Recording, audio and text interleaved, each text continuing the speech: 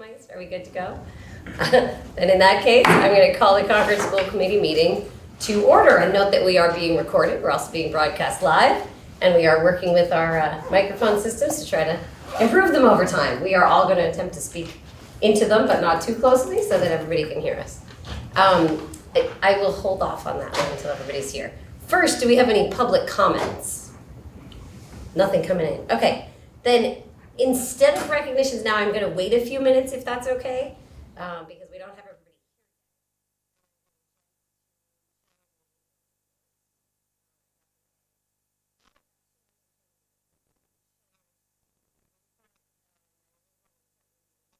We're going to get to later, so I will hold off on that. Anything else I'm going to say kind of comes up in the context of things later.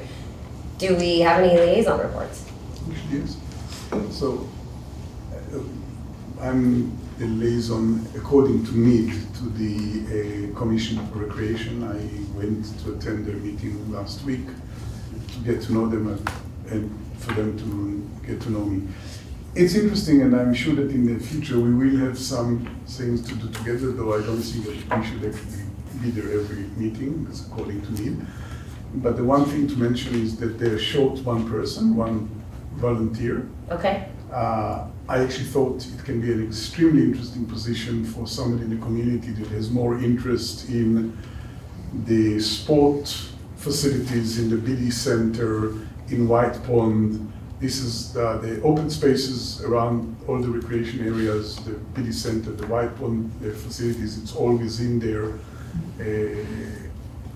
scope of interest, and I actually thought it was an interesting. So I highly recommend for somebody, you know, somebody hears me. For anyone out there in the public who's interested, there's a spot open on the Recreation Commission. The other thing is, I attended yesterday the select board meeting, and the first thing I've learned is that during October, I think, I don't know the dates yet, I think the dates are not clear, there are going to be training sessions for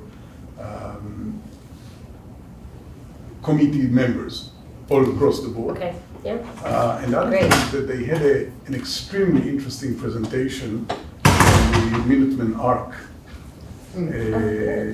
Director of Minuteman. It was really an amazing presentation. I didn't know 5% of what she actually told about their operation. It's coming together with the presentation, with the forum that we had of special ed this week here with the administration. It all comes together because they're giving services before they go into the district, right, after school, and after 22. Right. And I think it was a tour de force to see this operation. That's great. Yeah, and I actually, just to piggyback on all the positives you've all just said, I met with Jean, the Minuteman director, back this summer, and she's interested in continuing partnerships and expanding the collaboration with us. So there's a lot of great opportunities there. You're right. Maybe, yeah, and maybe, Yep. you know, for high school students to get their community service hours there. Great point. It's a great place. Everything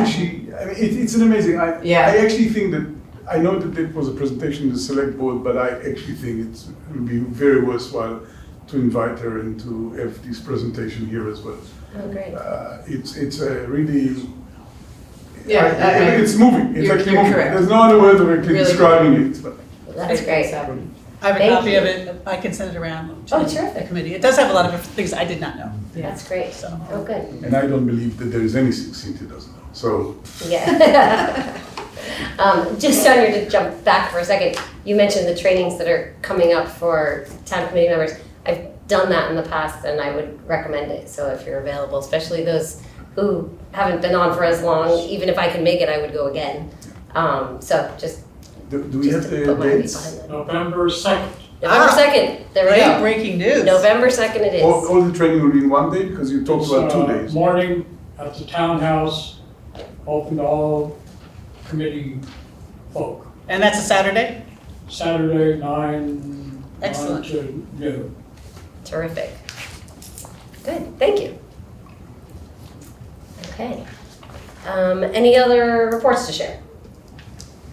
Anything else? Not all committees are going. I know some of mine haven't started up yet for the You year. all mentioned the CPAC meeting last week, Forum here. the forum. which I think we all agree was very well done and of tremendous value to the people who participated. We did not participate, we were audience. Right.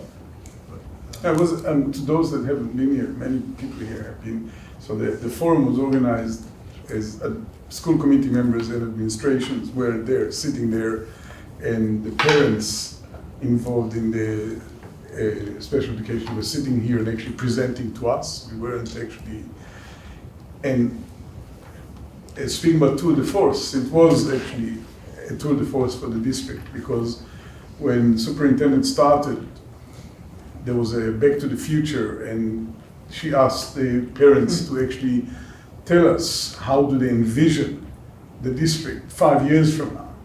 And there were across the board requests and hidden complaints and things that can be done better, and it was extremely interesting because, of course, in special education, each kid has got a set of different requirements, so there were many opposing views. One wanted more general ed, others less, others, but because each one has got, but then the superintendent asked them to speak about the present and to say for better, for good and bad. And that was actually interesting because every person that said something good, and most, if not almost all, was raving about the program. You could see one person talking and all the others agree. And there were about 30 plus people in the room. That's great. And all the others agree. Many of them actually spoke about the fact that they took the IEPs to outsiders, even out of state, to all kind of camps, to special programs, and everyone, but no one, that saw the IEPs said it's the best IEPs they've ever seen in their life. And these are professionals that are doing it for many, many years.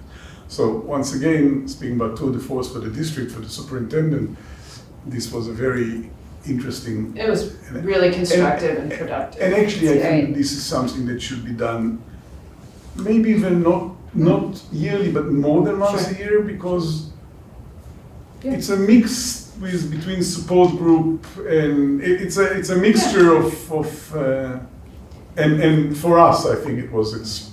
I've of course learned a lot, but I think that even people that have been around for longer than me would learn a lot from what the people say.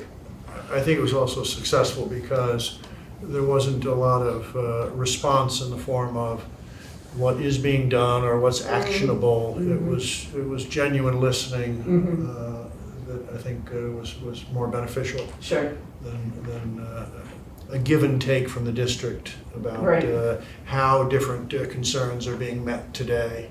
Yeah, just an active listening exercise is really, really powerful. And we've already taken, we're doing big picture debriefing with it, but even this morning in our admin meeting in here, we were talking on some of the real high-level takeaways. And look, I flat out said there's low-hanging fruit here, guys. Like there's a couple really small things we can do that'll have a big impact, and then we'll work on the systemic work. So it's very productive, very constructive, a lot of positive, which, kudos to the folks who come out just to tell us good things. We're always appreciative of that. And that's a really constructive, thoughtful feedback. So Good. yeah, it's really great. That's terrific. Thank you for all of you who were there. Any other notes? If that's the case, we're going to jump backwards again. We have a couple people here who we would like to recognize. Jim and Brian from the middle school buildings, but Lori, I'm going to let you take over. I'm actually going to turn it over to Jared. Let Jared This was take I over. am very happy to recognize the two gentlemen in the audience, Jim and Brian. I think they should come up here. Yeah, Come on put up. them in the hot seat. Yeah, that's right. I am sitting here smiling today because of them, actually. This summer could not have, the work that was done at the middle school would not have been done if it wasn't for these two gentlemen. Working Saturdays, working Sundays, working 12-hour days, giving me the confidence that the work would get done. I think one day Jim gave me a wink and said, I got it. And I knew it, I believed it. Just the amount of work that was done this summer was incredible and well worth it. But without these two gentlemen really running it with Tim Healy, our consultant, wouldn't have got done. So thank you so much. running it hands-on, you know, they were painting, they were not just leading, they were right in the trenches Everything. doing the work, and there's no question we would not have landed where we not only finished, but we finished on time and with time for teachers to move and get set back up for school, and we've both lived projects that didn't end quite so easily, and there was actually a point, I think, in the last stages of August, I'm like, oh, we did it. This is the reality. And that's really these two, day-to-day, just either doing the work themselves or making sure the work was getting done by those who needed to. Really just extraordinary efforts, and we're grateful, and the kids are benefiting today, and it just seemed very warranted to bring it to a public level of recognition. So we're Yeah, glad really they're here. Thank you. Did you get to see the students wide-eyed for a few minutes on opening day? Yeah, I Did I you? saw staff too, because Yeah. they walked upstairs to the TV building. When they walked upstairs to the TV building, people said, you know, when they walked in, it was just the blue carpet with the yellow bulletin boards, the white walls, soothing. That was the word they used. Wow. So, but it didn't happen by itself. We had a lot of planning. We started in March with Jared and his team and Laurie. We planned out everything. Communication was wonderful. I picked up the phone and called Jared, and you know, things got done. And I had a great crew at Peabody, as Brian has at Sanborn, Gary Reed, Julie Byer, and Mike Fee. Wonderful. They did wonderful work, and it's just a good team. And we had the administration central office right behind us if we ran into problems. So we're very thankful to both of them. Karen Baker, president of the CTA, she worked with us too. And if it wasn't for her leadership too, it wouldn't have got done. So thank you, Karen. And also Tyler Steffi, who we had to put people in rooms, teachers in He's the rooms. master planner. And I would say, Tyler, I think this goes, and he listened, and everything worked out well, and he worked hard on it, and so appreciative of that. And last but not least, my principal. From the day he had walked in the middle school, he has been so supportive of me. He works too hard. That's why he's not here today. No, just hold him Right, he works too hard, but he's my boss, but he's more like a friend to me, so I'm so appreciative to Justin Cameron also. So couldn't do it alone. We had a good team, good support from the central office, and it really looks good.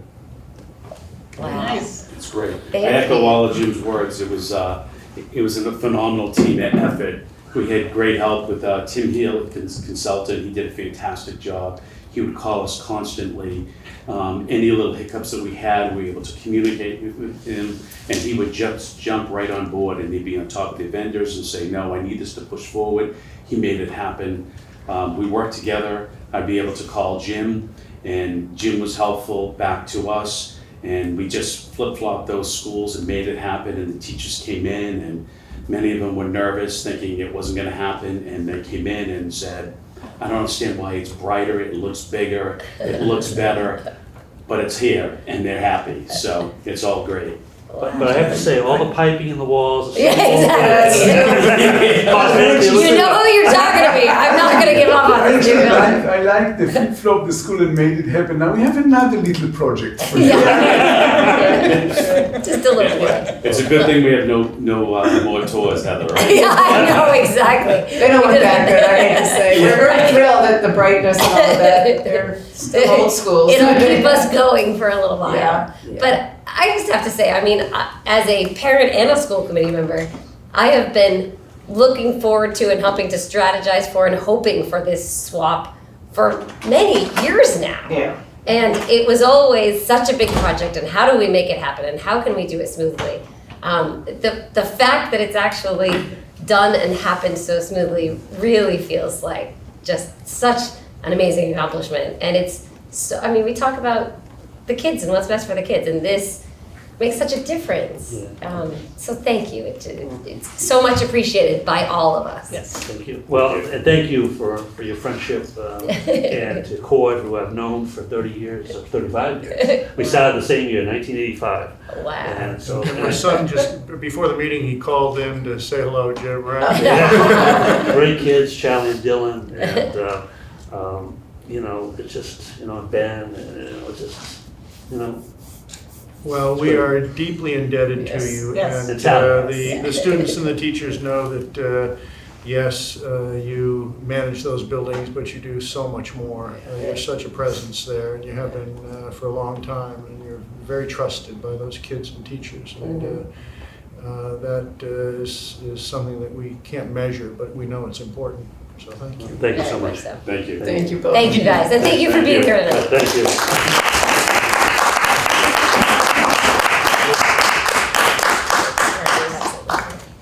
You guys look good all dressed up. Great. You might change the uniform. We're gonna give you the best gift of the night and tell you you can go home. Exactly. You are welcome to stay as long as you want, but do not feel obligated. We won't be hurt. No. Yeah, we know you have early mornings. All right, we're gonna jump back to Lori's superintendent's report. Great, thank you.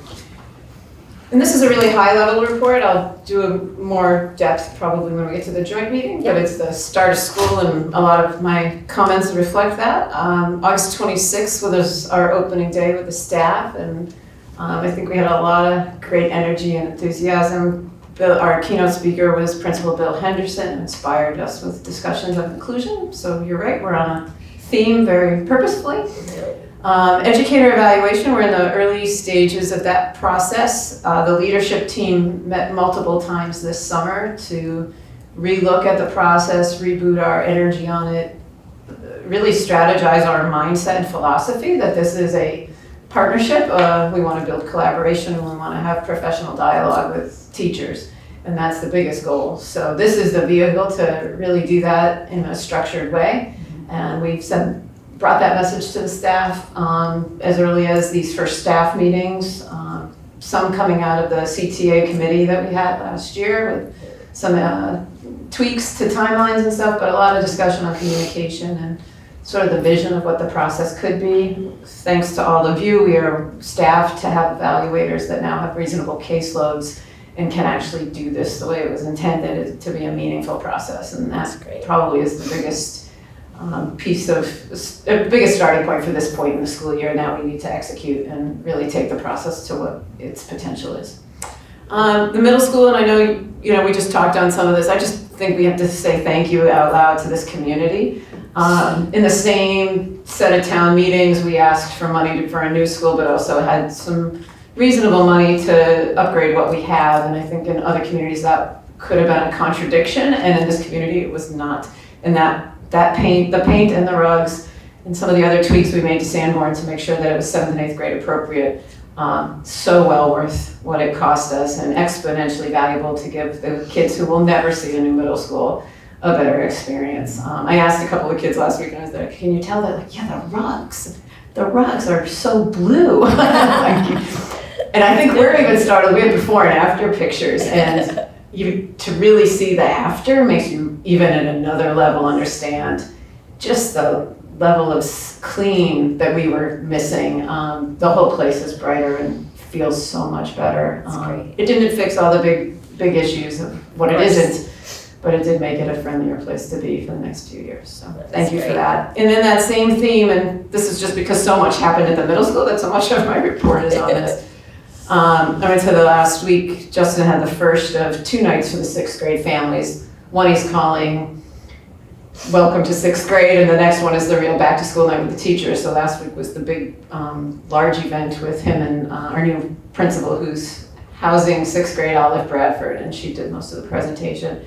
And what was tangible there was the change that's happening in terms of our approach to 6th grade. Not only that we're in one school, and it's a single school, which is enormous, but in the way we're transitioning kids in. They spent the summer, the 6th grade teachers spent the summer writing a fundamentals program, which is all a semester's worth of transition of how to use your calendar, how to organize your assignments, all sorts of executive functioning, digital citizenship.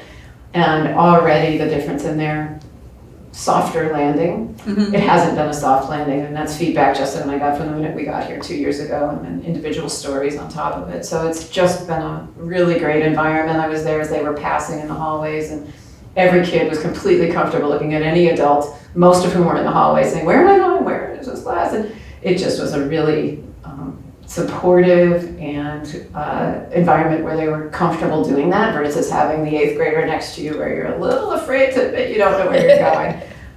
So I think we've done a lot of really important changes there, and just feels really good for kids. So it's really fun when it's so tangible to see it all coming together. So kudos to Justin and his team for pulling that off.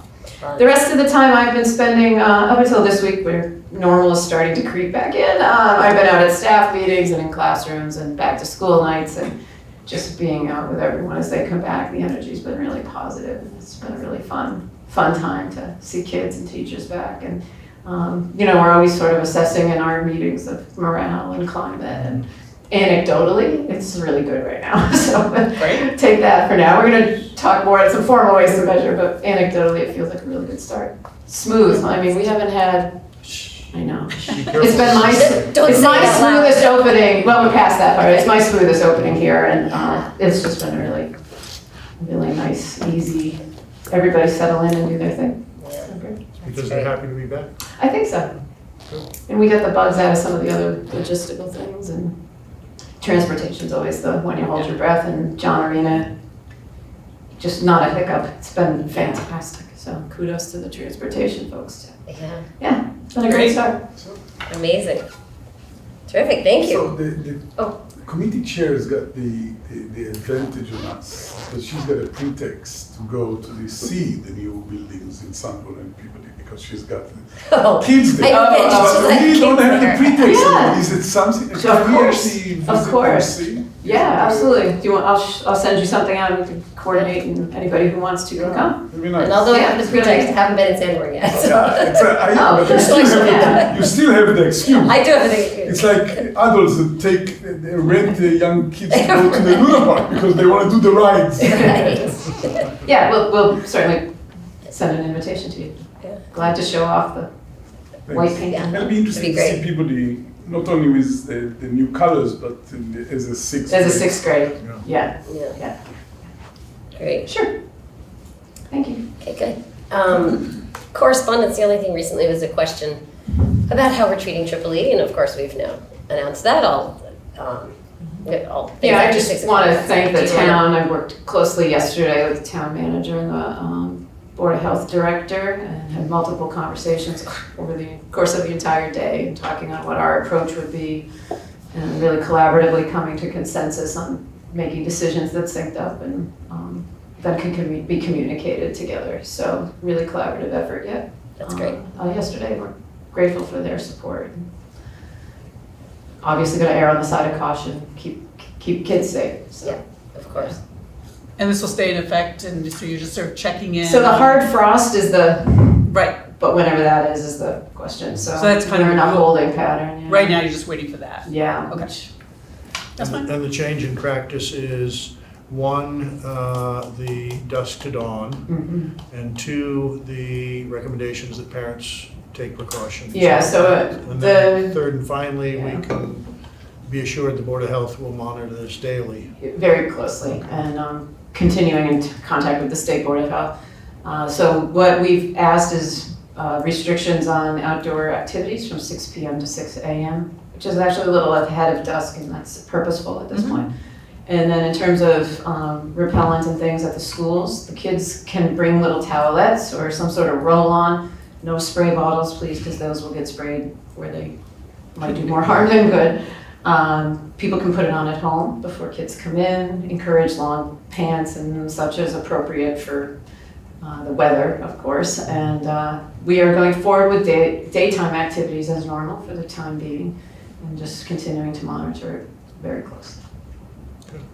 Great, thank you for being on top of that. Yeah, no. Yeah, and echo the thanks to the town. Yeah. The collaboration here is so valuable. Great, so next up we have a guest here. I'm assuming that's you, are you, Paul? Yes. Okay, great. We have something on the agenda. So Paul Boehm, am I saying your last name right? Boom. Yeah. Boehm. Close Okay, come on up. Paul reached out to us because he is a part of the StarMet Reuse Planning Committee. So for anybody who doesn't know, that's the site in West Concord, out close to the Knox Trail site actually, that has been brought back to life, we'll say. It was, I'll let him tell us about it, but they're talking about reuse and possibilities, and he wanted to get our feedback and share, so I will kind of kick it over to you and let you lead us. Thank you. I'm tempted to start off by the phrase, who am I and why am I here? Okay, well, there we go. You can explain it better than I can. Paul Baum, a longtime resident of Concord, moved in 1976. 3 of my children have been through the school system. 2 of my grandsons, 2 of 6 are now started through the system. Wow. I live in Throw Hills, and so the nuclear metal, the NMI StarMet property has been in business, since 1952.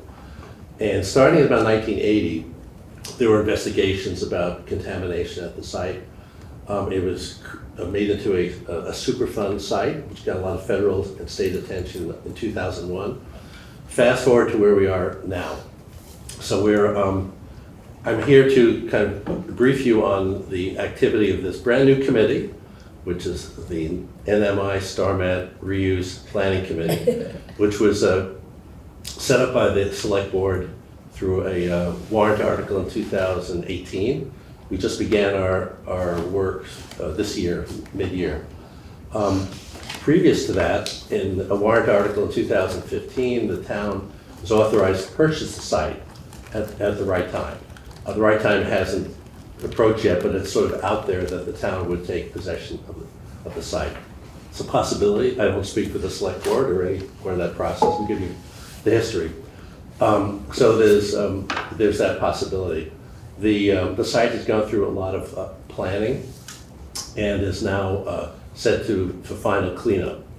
The cleanup will be to residential standards, and just to give you some perspective, there's going to be about $250 million spent on the site, about $250 million by the time the site is finished. There's been a lot of work to date, a lot of expenditures. Through the federal Superfund system, there's another $150 million. For a cleanup, that's going to probably take another 4 to 6 years. So we're not talking about anything that's going to happen tomorrow.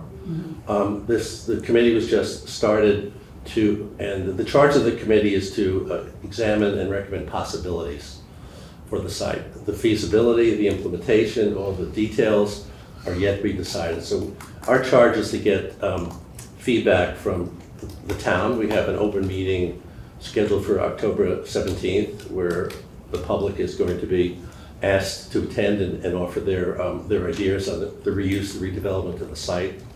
Prior to that, we agreed to visit with the various town committees and boards and other stakeholders, just to brief them on what we're doing and to get some initial thoughts and feedback, but more than anything, just let you know what we're up to. And what we're up to is developing a list of possibilities. The EPA has hired a contractor to assist the committee. There are resources from the federal government as part of the whole Superfund reuse effort, which is a national effort. They want to reuse these sites. And so we have some outside consulting help at no cost to the town. And so they are helping us coordinate and set up these meetings, these open meetings. And the first thing that they did with the contractors actually been working at the site is to develop a sort of a map of the site. If you pass this around, so just for your information, the 2 pages here, first page is sort of an aerial view of the site. The second page is a breakdown of the site by various zones. Those zones are areas that can be developed. So this is a 46-acre site. This is a unique opportunity in the town to start something almost from scratch. We've got 46 acres that we can kind of do anything with that's reasonable, feasible, makes business sense, makes sense for the town public, within a few limits. The limits being that there's going to be certain places on the site which are going to be paved over, contain holding basins. We can put parking lots on that, but you can't put housing on that. But the development but over half of the site can be developed in one way or another. One thing we're not planning, or nobody's come up, is to build a school. So there's no, right? So there's no direct. I don't think we could ask school- for another one anyway. No, you can't do that. And, but Takes out of the 250 million. Right. well, we'll open for questions later. But there are possibilities being thrown around that may be of interest to the school committee, to the schools, to the educators, and to the children at the site. So I think enough on the history of the site. The cleanup is going to be to residential standards, which is why it's so expensive. There's going to be a lot of soil removal. There's been a lot of activity to date. So the reason why our committee is very active right now is EPA would like to coordinate with the town so that when they do the final cleanup of the site and they move dirt around, if we want to put a building over here, they'll know how to level it. So they have some options of how they do the cleanup. So we don't want to wait till that's done and then say, gee, we should have leveled this area, or should have done something, or should have moved some dirt over here. So the part of the coordination here in the early stages to give EPA feedback on what our ideas are. So it's a very dynamic process. And I said the committee are charged to assist the select board of the town in examining the possibilities. Turning those possibilities into reality is going to come later, whether that is involving third parties, whether that involves any town funding. We're developing the principles right now. One of the principles, just for your information, is that this should be revenue neutral for the town. So how that pans out, we will see, but hopefully there's enough interest by other parties to create structures, buildings, assets for the town where it can be revenue neutral. Mm-hmm.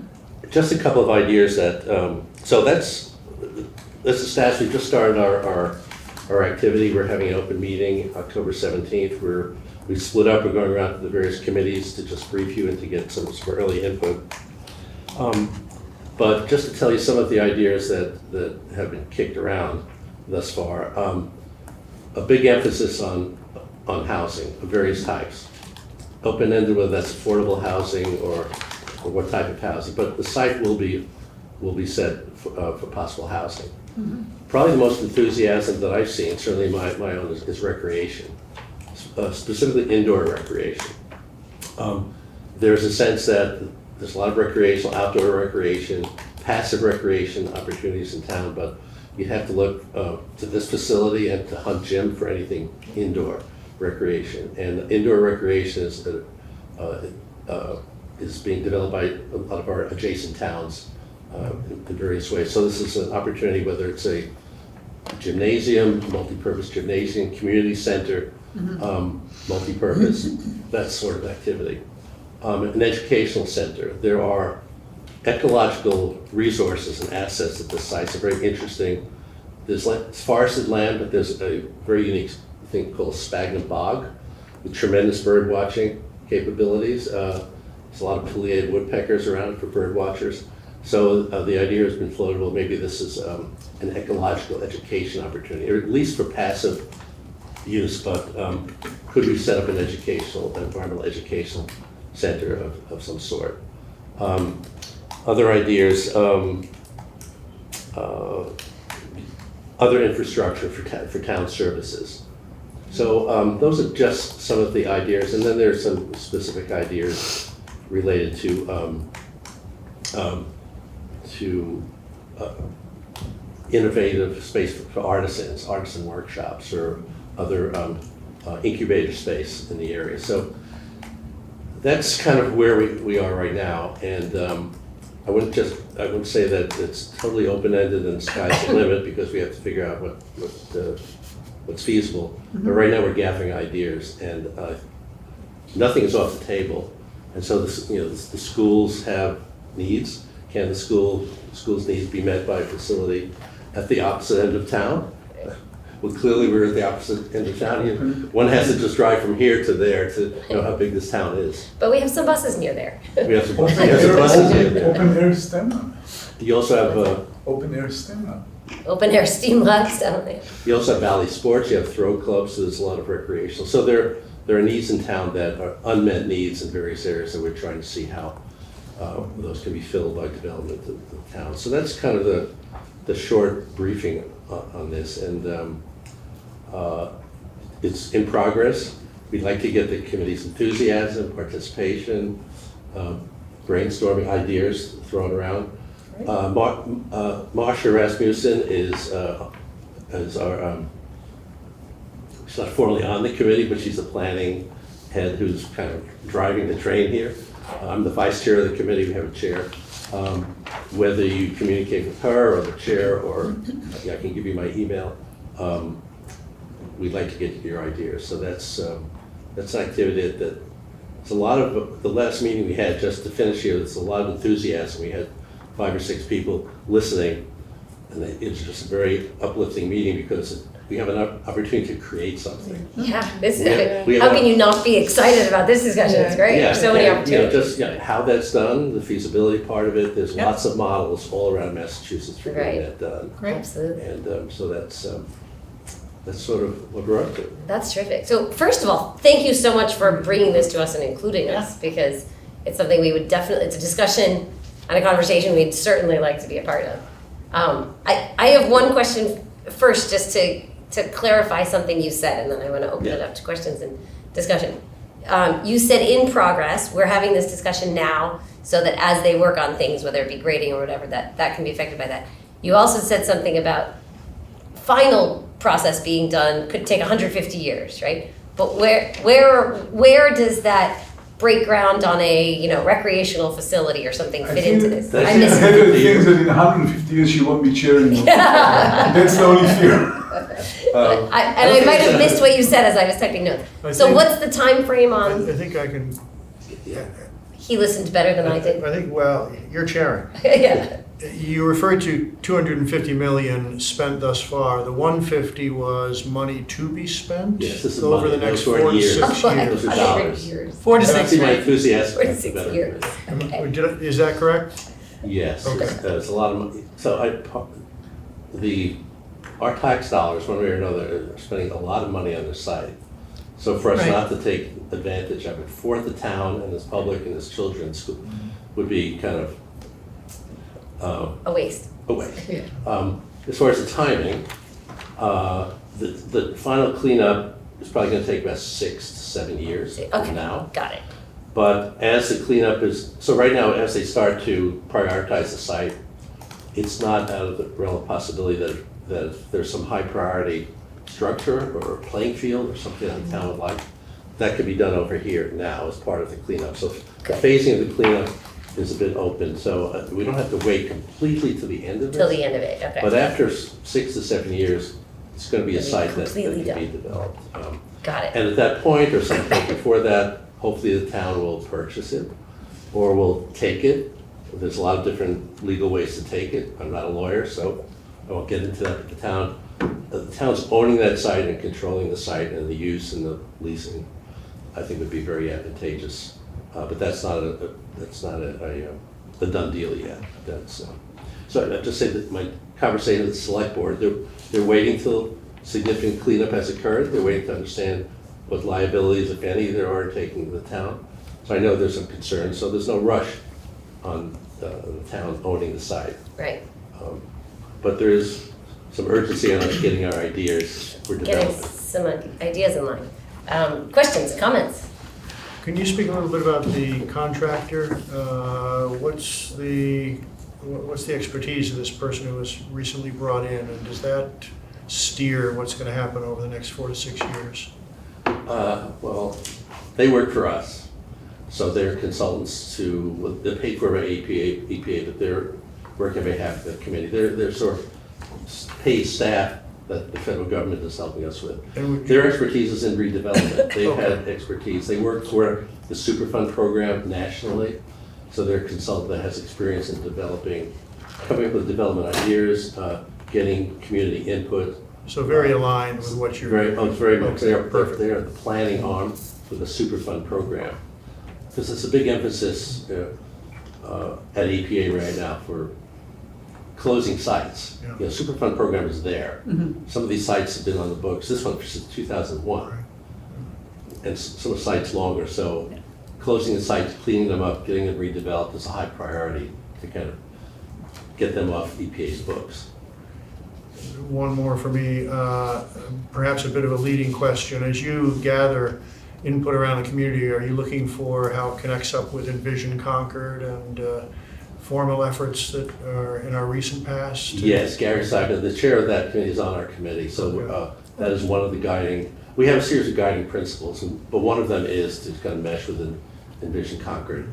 Envision Concord wasn't specific to that site, it established some principles, and so we are going to adhere to those principles. So that's an overarching guiding principle. There are other strategic plans. For example, the Recreation Commission has a strategic plan. There are other plans that we'd like to bring forward, but Envision Concord will be an umbrella set of principles for this. Thank you. I swapped, But you're all good. Did you have questions? I So have I some more just- too, but I want to leave it to you guys first. So it sounds from what you're saying, there's really not any limitations on the use of the property in terms of not being able to dig. You would be talking about buildings. Yeah, we're versed in some of this for other reasons. Yes. There are a couple of areas on the site which we won't be able to dig on. Yeah. But there are going to be no limitations because it's going to be I clean. mean, I assume most of the yellow on this map kind of, Yeah, I don't have one copy here, but yeah, There's you like can a see on page. that map what you have the potential development areas, but you have other areas that have Yep. old holding basins that have been filled in, and they have the whole bog area which is stippled there. yep. There's also the topography is not flat right now, so there are Right. some As you real said. steep areas that may be infeasible to level. Okay, But of the 46 acres, about 30 are deemed to be developable. that's perfect. There's only one entrance to the site right now. Mm-hmm. Questions are, can there other access be developed? Can there be access to the Thoreau Hills community behind it? Yep. Those are things to be determined later in conjunction with other entities within the town, but I'm sure that'd be an active conversation, very active. you know, yeah. But So what other groups are you bringing this discussion to? Who else is bringing input? everybody. Terrific. Well, everything for the West Concord what's the- Advisory advisory council, group, recreation, public works, all of the committees that could be remotely be interested in this. So there are 7 of us on the committee, and we split it up. We're taking about 2. I drew the gold standard, so to speak. Yeah, of course. And the recreation. I see there's a nexus between the recreation planning and the school's interest. Absolutely.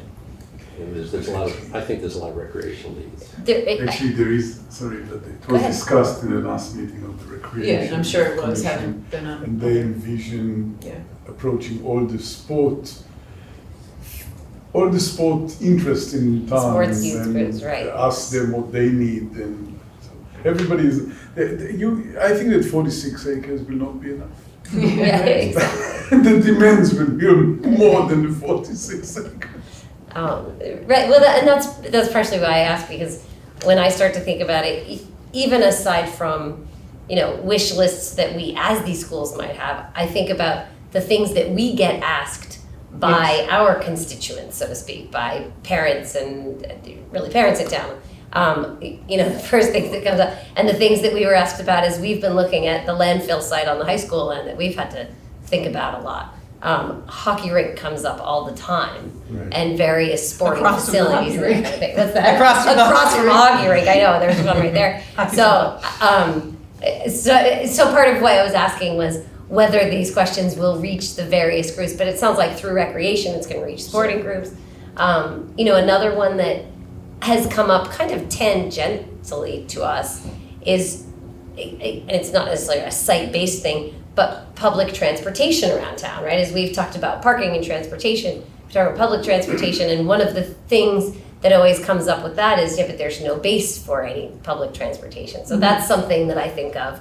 Not that Well, You know. that's interesting. That's one of the ideas that's come up to have, this is sort of a satellite base for parking and then shuttle. So people park there and then shuttle it to, but maybe that's part of, there's one asset, maybe there's several of those and we connect those with transportation. Right. So I think the transportation issue has come up. Okay, Shuttle has come up, Yeah. shuttle services. Senior center has Yeah. come up. I was gonna mention that. Yeah. Everything's on the Maybe table, right? make Harvey Right. Wheeler into something else and have a senior center somewhere else. But the head of the affordable housing group came to the meeting and said that, there are lots of ways coming up with affordable housing, maybe not at the site, but maybe do some kind of swap of. So there's lots of innovative ideas could stem out of this, but, the seniors, I look in the mirror and I say, I'm gonna be a senior, I am a senior. At some point, are the seniors well-served in the town? It's an open question, Yeah. can we serve them better? Services, parking, shuttles, do we need more solar arrays? Not sure, do we need more sort of energy, infrastructure? Will that be compatible with other facilities? All those are open questions and nothing's off the table. Yeah, absolutely. Well, we'd certainly, from my perspective, I feel like there's so many of those that either I individually or we as a committee, given the chance to talk about it, could get behind. Certainly things that benefit youth and educational opportunities and recreational opportunities start to strike a lot of chords. As you perceive needs, after school, where do kids go after school? It's not one place. Is it good? Is it bad? It's split up right now. Yeah, Can that be, yes, it's on the other end of town, but there can't be a central after school. right. Could there be a central after-school program that, right? Maybe, maybe not, yeah. So how are you reaching out to private groups, and are there notions of public-private partnerships, or is this just going to be talking about municipal facilities? Well, we're reaching out to the public through these. The public, but I mean in terms of it not just being used as municipal, like would there be any notion of having a private office building or that kind of thing,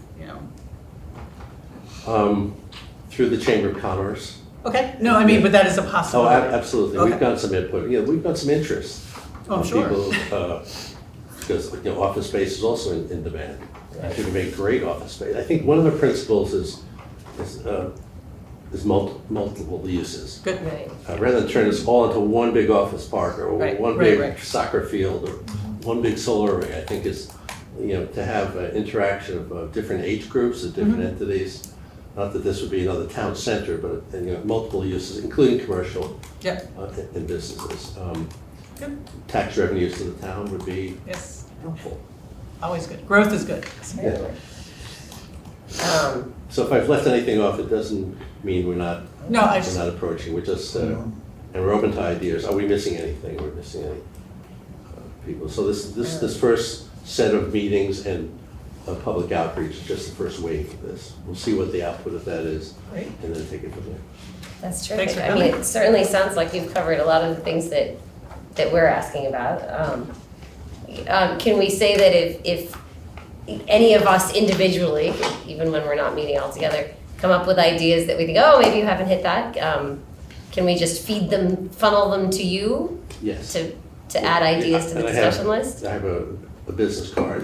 Okay, well, that's okay. I have your email, so if You it's got it. okay, That's it. You got it. I'll share it with the whole committee. Please do. Okay, great. And then what is as you collect all of this, what will be the process actually for narrowing it down and prioritizing and picking the winners at the end, so to speak? You mean my Right. I think to be determined, our deliverable to the select board right now is sort of a list of prioritized possibilities based on all this input. Yeah, And then we'll look at that and decide what the next step is Okay. in terms of, determining how to proceed. Okay. So right now, we're in the early stages of information gathering. okay, So we're going to report to the select board with either a presentation or a report yet to be determined on this range of possibilities, what we've heard from the committees, what we've heard from the town, okay, what's the best use of the site. great. And how can we help? Is there anything else that are you looking for more of an opinion from us, or is this good enough that we've kind of asked some questions and fed you a few ideas. To keep it in the back of your mind, you know, as Okay. other issues come up, as other needs come up, you know. If Definitely. you're looking for a few acres, Yeah, we'll, Wow, I know we'll think of everybody you. yeah, so, So Says the nice offer. superintendent with a sparkle in her eye. Like, Exactly. Don't be careful. We need some Okay, then. parking space for the high school, or it's too Yeah, far? yeah. Nice far for the shuttle. We did talk and about quite that. honestly, trying to get enthusiasm going. Hey, Yeah, you know, get it's word a, it's out. a Yeah. super fun Yeah. site. Yeah, It's a super, and a lot of people in town, it's a super Yeah. fun site. I want to stay as far away from Right, a super right. fun site as I can. yeah. So we have some, Education. we have some issues to Yeah. overcome as far as Yeah.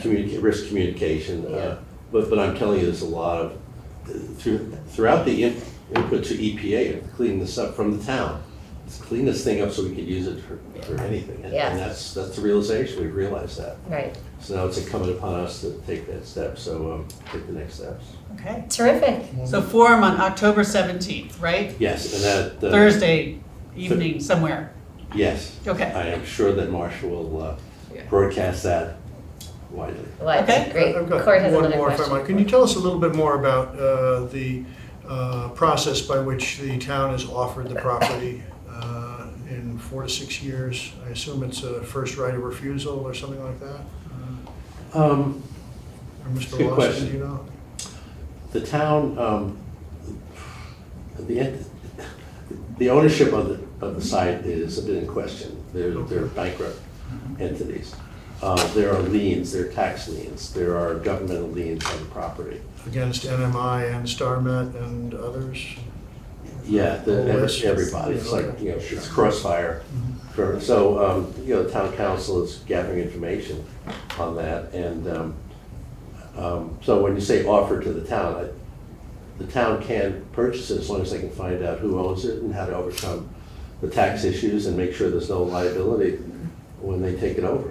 I'm not town council, but those are the issues. So it's not like somebody saying, here it is, we're offering it. There is no owner. It's, This is an orphan site, yeah, you know, okay, which makes it a little complicated yes. to the got it. town. Very Good to know. complicated to Good the to know, town. thank you. Interesting. All right. Well, thank you so much for joining us. Thank you for Appreciate your it. time. We will send any feedback as it bubbles up. Okay? Great. Thanks. Okay. Thank you so much.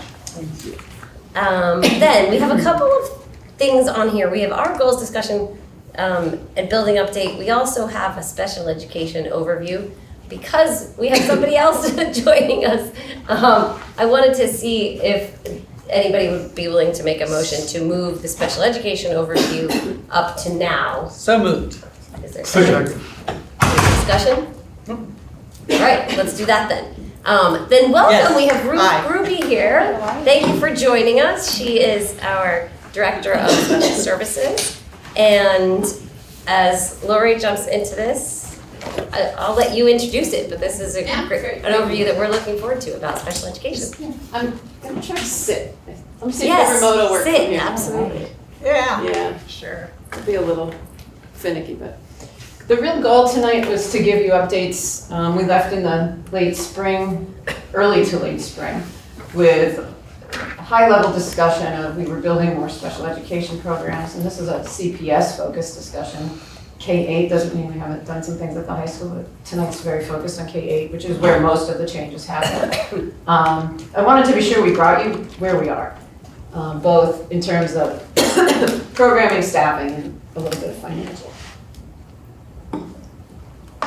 Now I'm gonna get a tickle in my I know. Good thing I know you're the here. feeling. Oh, yeah. So, where we are, when we look at this, literally, I'm gonna get a tickle now and I have to talk. I have water, what else are you gonna do for me? Yeah. We built 2 programs. Protein, yeah, thank you for the shake off. Jared always You is never know. candy. At Thoreau, you know, we built the intensive needs program a year ago. Very successfully housed a number of, I think 8 kids all of last year. What we quickly realized was that we had needs at the age group a little bit higher than those were the youngest kids at Thoreau. So we built a second classroom, which we're now considering it on the autism spectrum and graduating kids up to that program.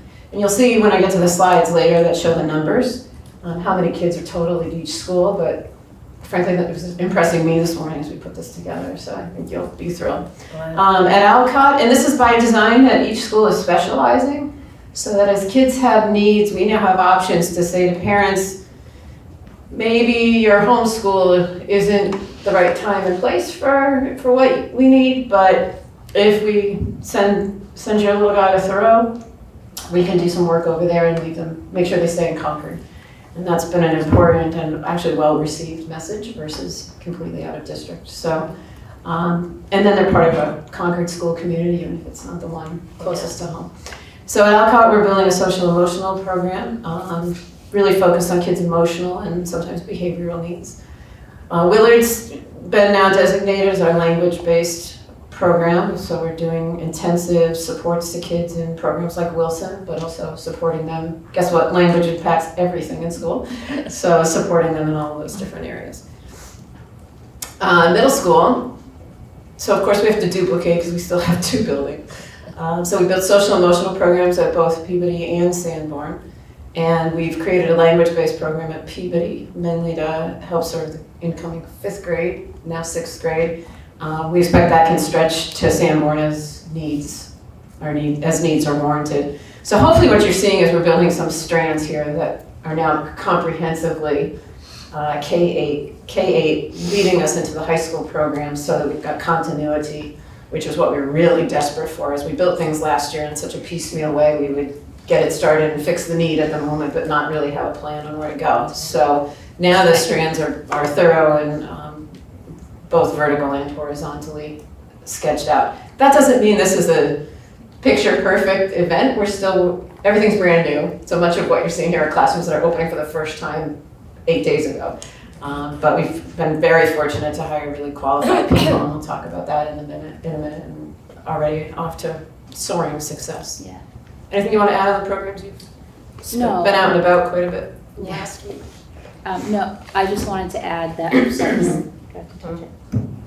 I just wanted to add that we want to keep our kids in district if we can, to allow them to have free and appropriate education and in the least restrictive environment. As a child, being in their hometown is so much more advantageous than them being out socially as well as academically if we can do it. So these are the numbers, and these are as of today, and I'm going to preface every piece of information I give you because it's special education that things can change by the morning. But in the row between the 2 programs, we're able to support 16 kids. Alcott is supporting 4 kids, Willard 6, Peabody 6, and Sanborn 11.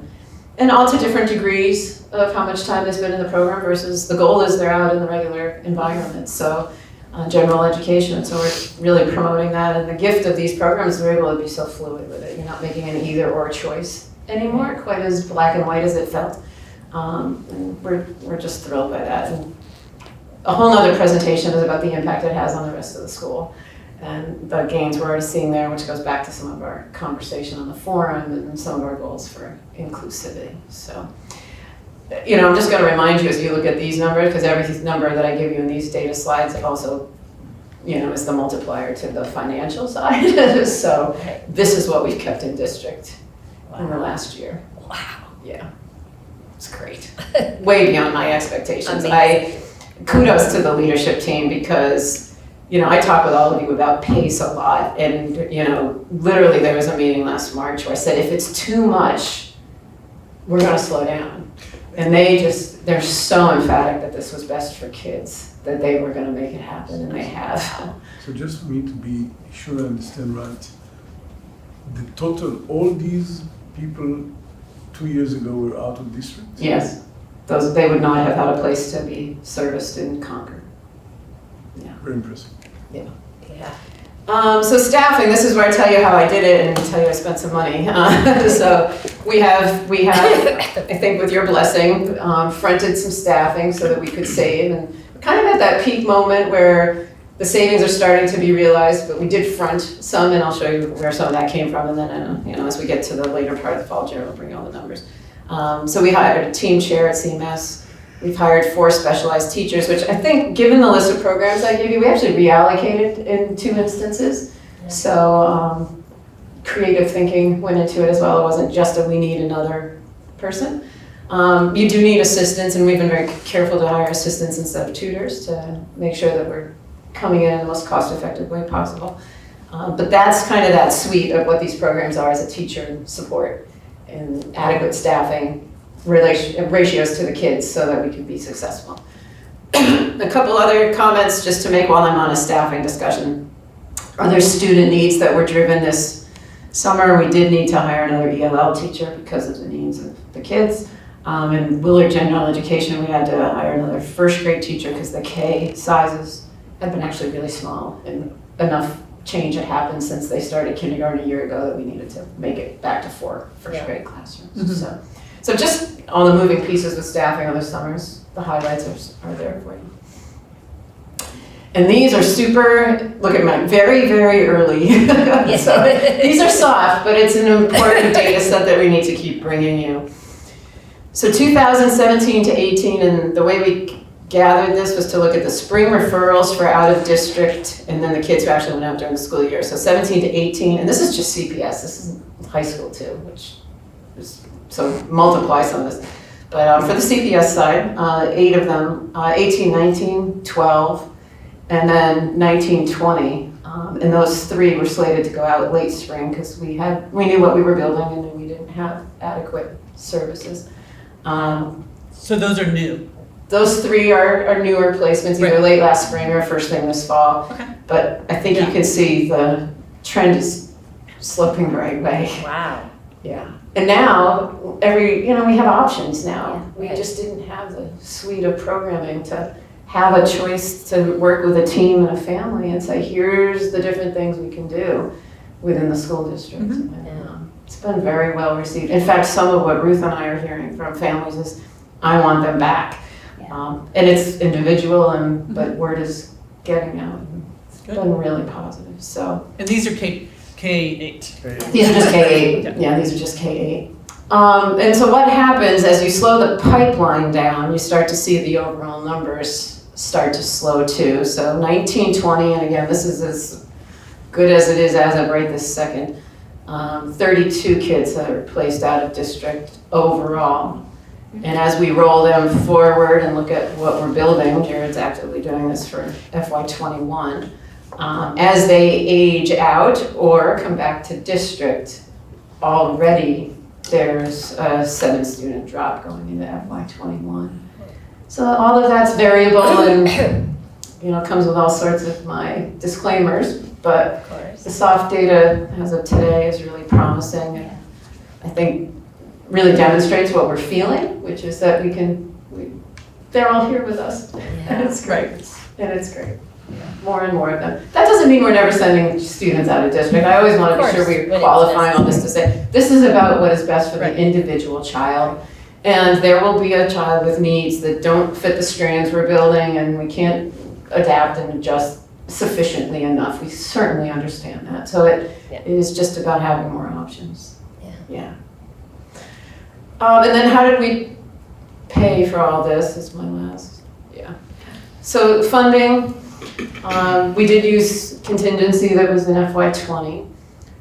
We've been looking at circuit breaker carryover. We've closed FY19 strong, so we're gonna bring you those numbers, but circuit breaker is really healthy going into it right now, so there's some ability to offset the staffing costs with some circuit breaker funding in lieu of using it for out of districts to front the staffing pieces. And then we're reallocating, sorry for the typo there, reallocating savings from other areas as we start to live this year's budget so that we end up in a good place. And it's pretty exciting. It is, right? I could go on and on because there's just all these individual stories. Ruth and I have toured the schools together. A lot of school opened, and these kids that just are so fun to see that they're here, and staff is doing amazing things with them. And I've gotten the gift of already watching them make progress, and it's just great, really great stuff. So. Wow.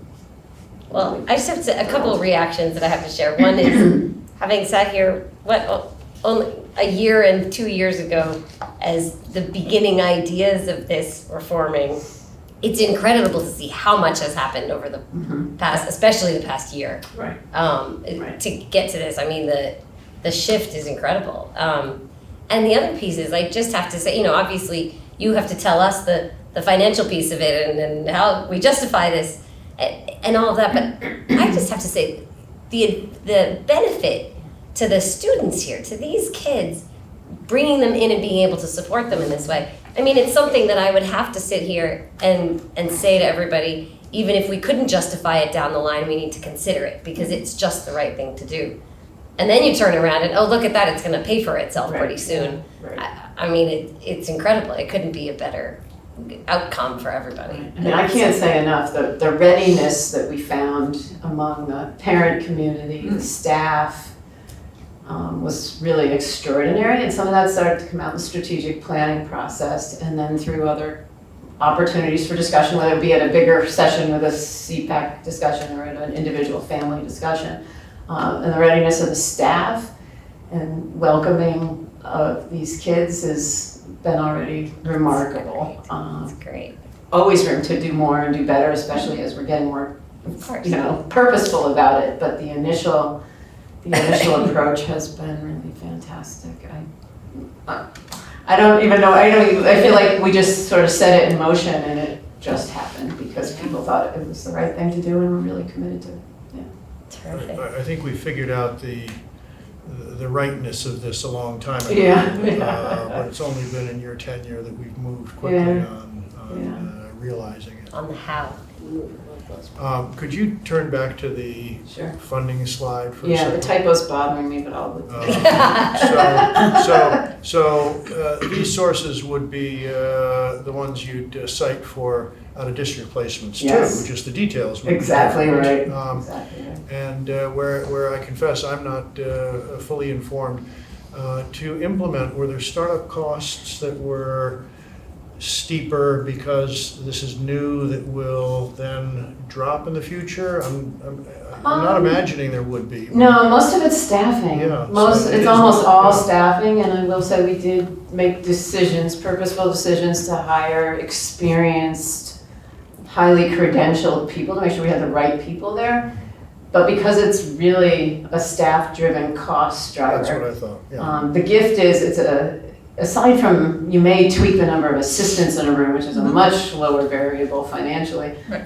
It's a fairly static cost driver. It does not have the volatility of out-of-district tuitions, which is Yep. actually making me feel, and I think Ruth and Jared too, like everything feels more stable. Like we feel like kind of can control it now because we know so many kids will have opportunities here where I would say the last couple of years that was, every time a need came up, it was like, hold your breath, how much And it would will we have offset to the spend? cost. All the costs will be offset by using less of out-of-district. Exactly, Right. exactly. And I'm Happy, better imagining, families, better, you know, the families.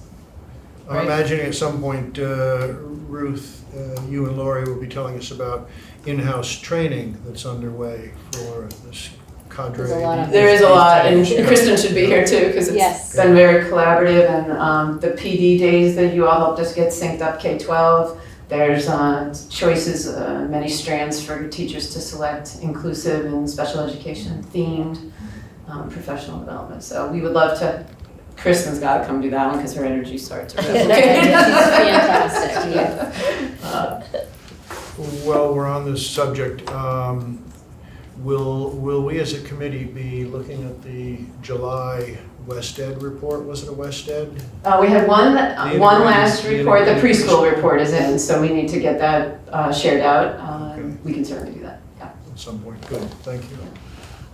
We are putting, and Ruth's got a good start on this, with program description, so we have sort of the Yep. master map of all these programs and have it in one place, so Yeah. a guide for us, guide for families, way to share it out, so That was that's, gonna be my question. that's underway. Okay, because I mean, it's always, I think people jump to a scenario, I would say Mhm. worst or best, Mhm. and then it's perhaps a little more difficult conversation to sort of describe the opportunities in-house or. Right.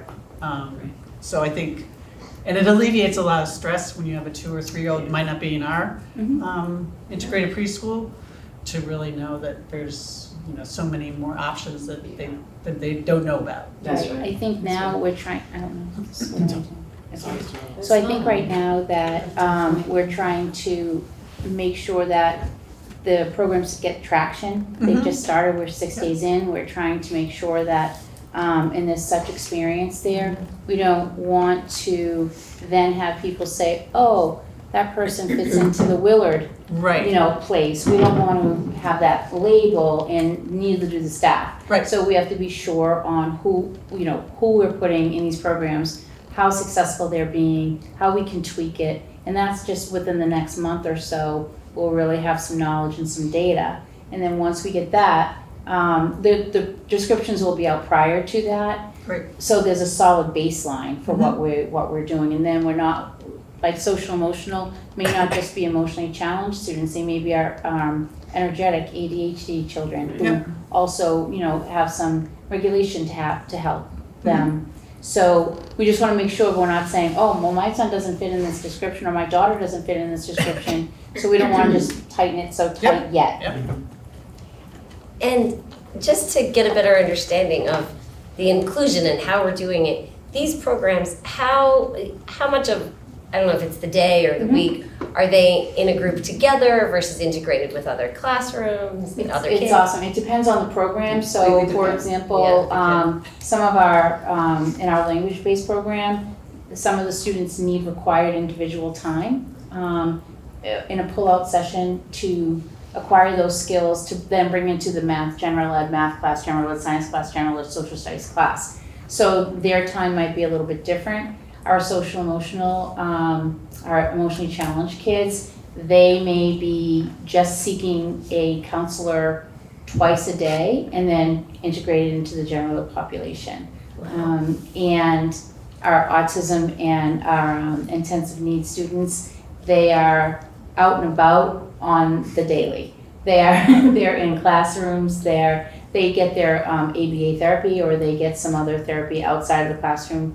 What the awesome idea there is, when you walk into one of the classrooms there, they have these little cubbies, like the speech person or whomever, and they call them their offices, so the students don't feel as if they think they're psyched to go to an office. We're going to an office, and so it's really great how, and other kids want to come to the office. So it's really amazing to see. So we want to ensure that they're into the general ed population as they can be. Wow. The So a gift lot of them are actually actually, the fluidity. right. Yes. So a lot of them are actually in a class, let's say they have, Mr. or Ms. so-and-so for Yeah. 4th grade, just like lots of kids in the Many. general ed program. that's their homework. They just get pulled out more Correct. often. Or they Wow. seek themselves. So they need to regulate themselves, or they need to, find an area that will help them. The one thing I've learned from the forum that was here is precisely this. You cannot actually put into categories or You're right. boxes or something, because, for the same, more or less what sounded to us, more or less the same to me as a layman, what sounded as the same problem. One mother said, my kid needs more general education time, and the other said, my kid actually struggles with the transition between the time. So there's no, I think that if I've learned one thing is that there are no rules. It's individual. Right. And probably within the individual it will change according to Correct. day or week or year. Some children are fine in a large group, others aren't. So their preference is a smaller setting with the ratios small, and they're more successful. So it's kind of a dance. I have to say, just on the note of inclusion and how well that works, from the perspective of what I hear from over the past few years, 3rd graders, 4th graders, 5th graders, I love that the way they talk about kids going in and out of the classroom, it is 100% normal to them. It's almost like everybody comes in and out at some point. Oh, yeah. It might be for band, it might be for social emotional, it might be for speech, it might be for, but they're all, I don't say all in and out all the time, but so many kids are in and out for various things so often that there's no stigma attached to going to see someone or someone's office or anything, which makes that sense of inclusion so much more real. I'm sure, But I do have to give the staff a ton of credit. It's how they handle it as well. So they're calm and they're seamless, and they're like, hey, come out with me, let's go. They're fantastic throughout That's the great. district. That's Yeah. it. Yeah. So lots of Lots really of good goods, things. right. Good Excellent. for kids, ultimately good for the budget over time, but that's pretty secondary. And that's at the it. moment. Yeah. So it's been exciting. If you come to her, you'll spot it. It's Yeah. fun because Actually, you'll see the difference. It's not totally secondary, because the better we do in the budget, the It's more true. we can offer to the people. Yeah. It's Oh, true. yeah. It's not secondary. Right. So That's Thank terrific. And my last comment to Ruth is, Yeah. wow, you came in here and Yeah. we threw you into the middle of this we pretty much transition dropped and it you right started in the whole running. thing and said, So Get it that's just thank you. That's Literally, I incredible. literally. Yeah. She's risen to every bit we expected and hopped right on the ship here with us. Wow. Thank you so much No worries, no for worries. jumping into the moving train. Yeah. Great team, great leadership team. Terrific. All right. Good, thank This is you. great. All good. Thank you so much. Thank you, Ruth. And we'll say the No. same to you. You're welcome to stay as long as you want, but feel free to go home and get some No, rest. thanks for coming. We're Yeah. Appreciate it. glad to have you. Yes. Need a quick break? Okay. Then, what time is this? A break for everybody? I move we recess for 5. If we, okay, why don't we take a quick 2-minute bio break and we will be back here at 7:47. Let's be back here at 7:50. Okay. 3 minutes. We'll be right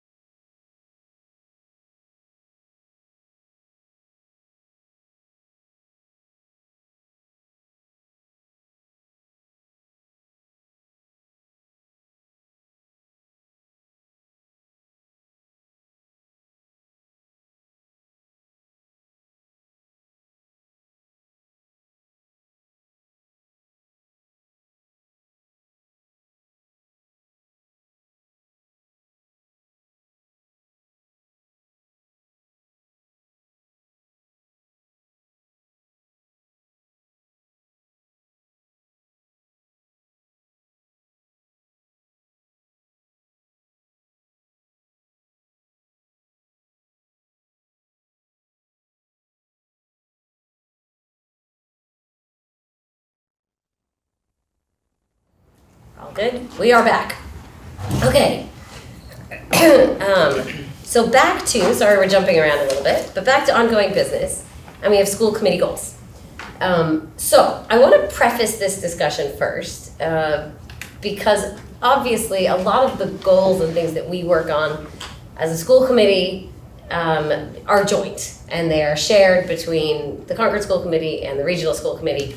So I just want to be very clear from the beginning, we are not here to make any decisions regarding anything that relates to both committees. We are not going to make any decisions regarding the regional committee or the high school or anything.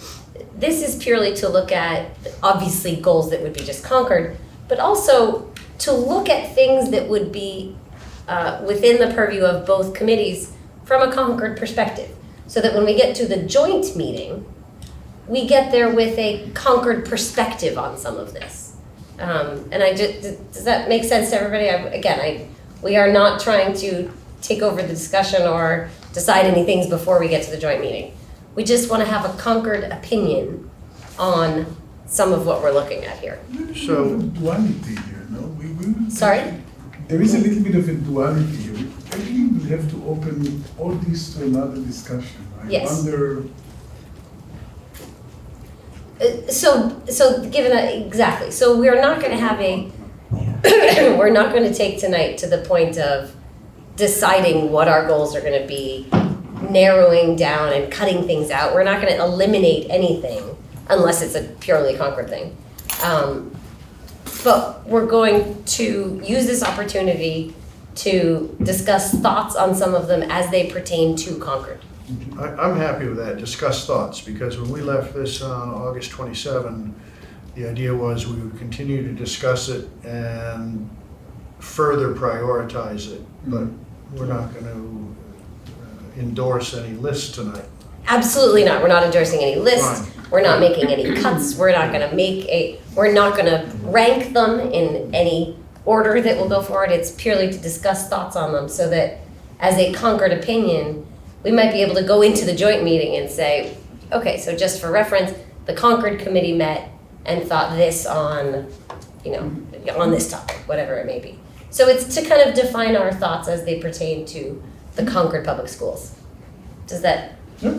set it? Well, okay, just wanted to kind of clarify before we jump into things. So then, as we know, we brainstormed quite a list of possible things to work on the last time we all met in the joint meeting. I took notes, I sent them all out to everybody. We don't have anything posted or linked here because there's really no specific working document other than we've taken notes and collected what we have. It is a long list, absolutely. So I've given some thought to how we want to address this. But first, before we get into kind of digging through it and maybe sharing thoughts on each, I wanted to do a little perspective and ask everybody to think about what it is that we want to be doing this year and with our goals. I'm going to back up a few years to do that and give a little perspective from at least when I started on this committee over 4 years ago.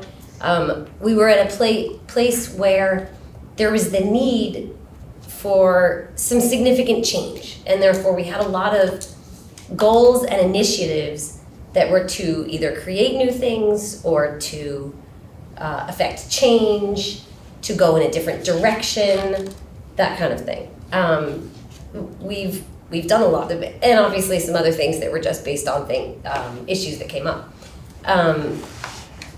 Now I think we're in a very different place as a school committee and as a district, Concord. At that point, we were dealing with a lot of controversy, a lot of distrust, really, which is not to say whether it was valid or not, but there was distrust among community, school committee, administration, staff sometimes. And again, we're in a very different place now. We've built a lot of that trust. And I think we're in a place now where we really want to look at our role and think about where is it we want to be going and what's our role, what's our responsibility here. My personal take is that we're in a place now, as opposed to trying to make changes or turn a ship, that we're going in a great direction. We have so much good progress on so many things. We've burnt a lot of energy doing it. But that our job is to take a lot of what we've started and really move it forward. Not just maintain, but continue to make progress, continue to improve, but move forward, I would say, in the direction that we're going in general. And so that's just kind of a very high level way to start to think about the things that we're doing. I also want to throw in here pacing. We've talked about it from an administrative standpoint, we've talked about it for teachers. I want it to be a part of our discussion as a school committee also. I've had people ask me, why is the turnover so high on the school committee? And I've had other people tell me the turnover is high because there's way too much that we are doing and asked to do. I'm not sitting here saying we don't want to take on any of these goals or initiatives. There's a lot that I personally want to get done this year. And I'm the first to be guilty of putting too much on the list and too much on the plate. But I do want to keep pacing as one of the filters through which we look at all of these things. Because I think a school committee has to be responsible about not only what we are taking on and asking us to do, but what that asks of others as well. Heather, indulge me. Yes. Explain this pacing idea. I'm not too sure I understand what you're doing. It might be my English. Pacing in terms of how much are we taking on at once? Mm-hmm. That we are taking on so much that we are asking people to do sometimes way more than they can reasonably handle. And this is speaking, it's not necessarily specific to any one person, but certainly a lot of people who either are on school committee or would be interested in doing it also work a full-time job. And this job, the school committee job, has gotten so large at some point that people feel like there's no way I could do it and also have another job. And so that's just something to think about in terms of long-term sustainability of school committee and of what we're doing and ensuring that this is something that we can continue to do and that we can continue to recruit people to run for and all that. So it's just something that I wanted to put out there. Just a little feedback from here, whatever goals you set trickle all the way down. Mm-hmm. Right. So that's just the mindset. We have talked a lot about pacing because, and I know you all worry about me, you've been very clear about that in the past, and I worry about the leaders in the buildings, mm-hmm. and the leaders in the buildings worry about the teachers, and ultimately the teachers are trying to be with the kids. And this is a place that a lot of it's really positive, which is this kind of thing I keep processing, because some other places pacing is because you're under high urgent demands to meet accountability or some other really urgent thing. Our pacing is all the great things we're trying to do. So it's a great problem to have, but it does need to be one we consciously talk about. There's a level of initiative, a phrase that we could talk about, initiative fatigue, where you just run out of energy mm-hmm. to keep up with all the change, or you're doing too much and doing it too thinly. And I think that's some of the concern I hear from the leaders, and certainly I would admit to seeing some of that myself, that given the scope of our managerial tasks plus the big picture work, we're really hard on ourselves, so we don't want to compromise the outcomes because there's too many things on the plate. So I haven't figured out the answers to that, so right. I just appreciate that you're having the comments even. But we also need to be aware that when the school committee says this is important, it's a goal, people bring it to the top of their priority list, and we just need to be respectful of that. So I totally agree with everything was said. I'm not too sure that I'm as concerned as you are, but because I'm new in the committee, I'm not too sure that I'm as concerned as you are about our time. But I think that going down the teachers and principals and administration, we have to prioritize our time. I don't know if that's a reason to take decisions. That's what I'm actually trying to say. It's what we can actually make the administration do with something else. But I think that what you're saying about pacing if I can suggest a twist on this, I don't think that we should use pacing, because pacing is to take something that we find very important and do it slower. I think that pacing is a synonym to priorities. We have to prioritize correctly. If you prioritize correctly, we cannot slow down things that are high priority. We can slow down things that the lifespan of a change can wait. But I think that the main thing is really prioritization. That's it. When I'm not tired, I can actually say. But so that's where I see the problem with the idea of pacing. I think that the problem is, and it's true always in any organization, is prioritizing. Yep. So we have to decide what are the really more important priorities, and there we cannot pace. Right. Yep. Well, to some extent, yes, exactly.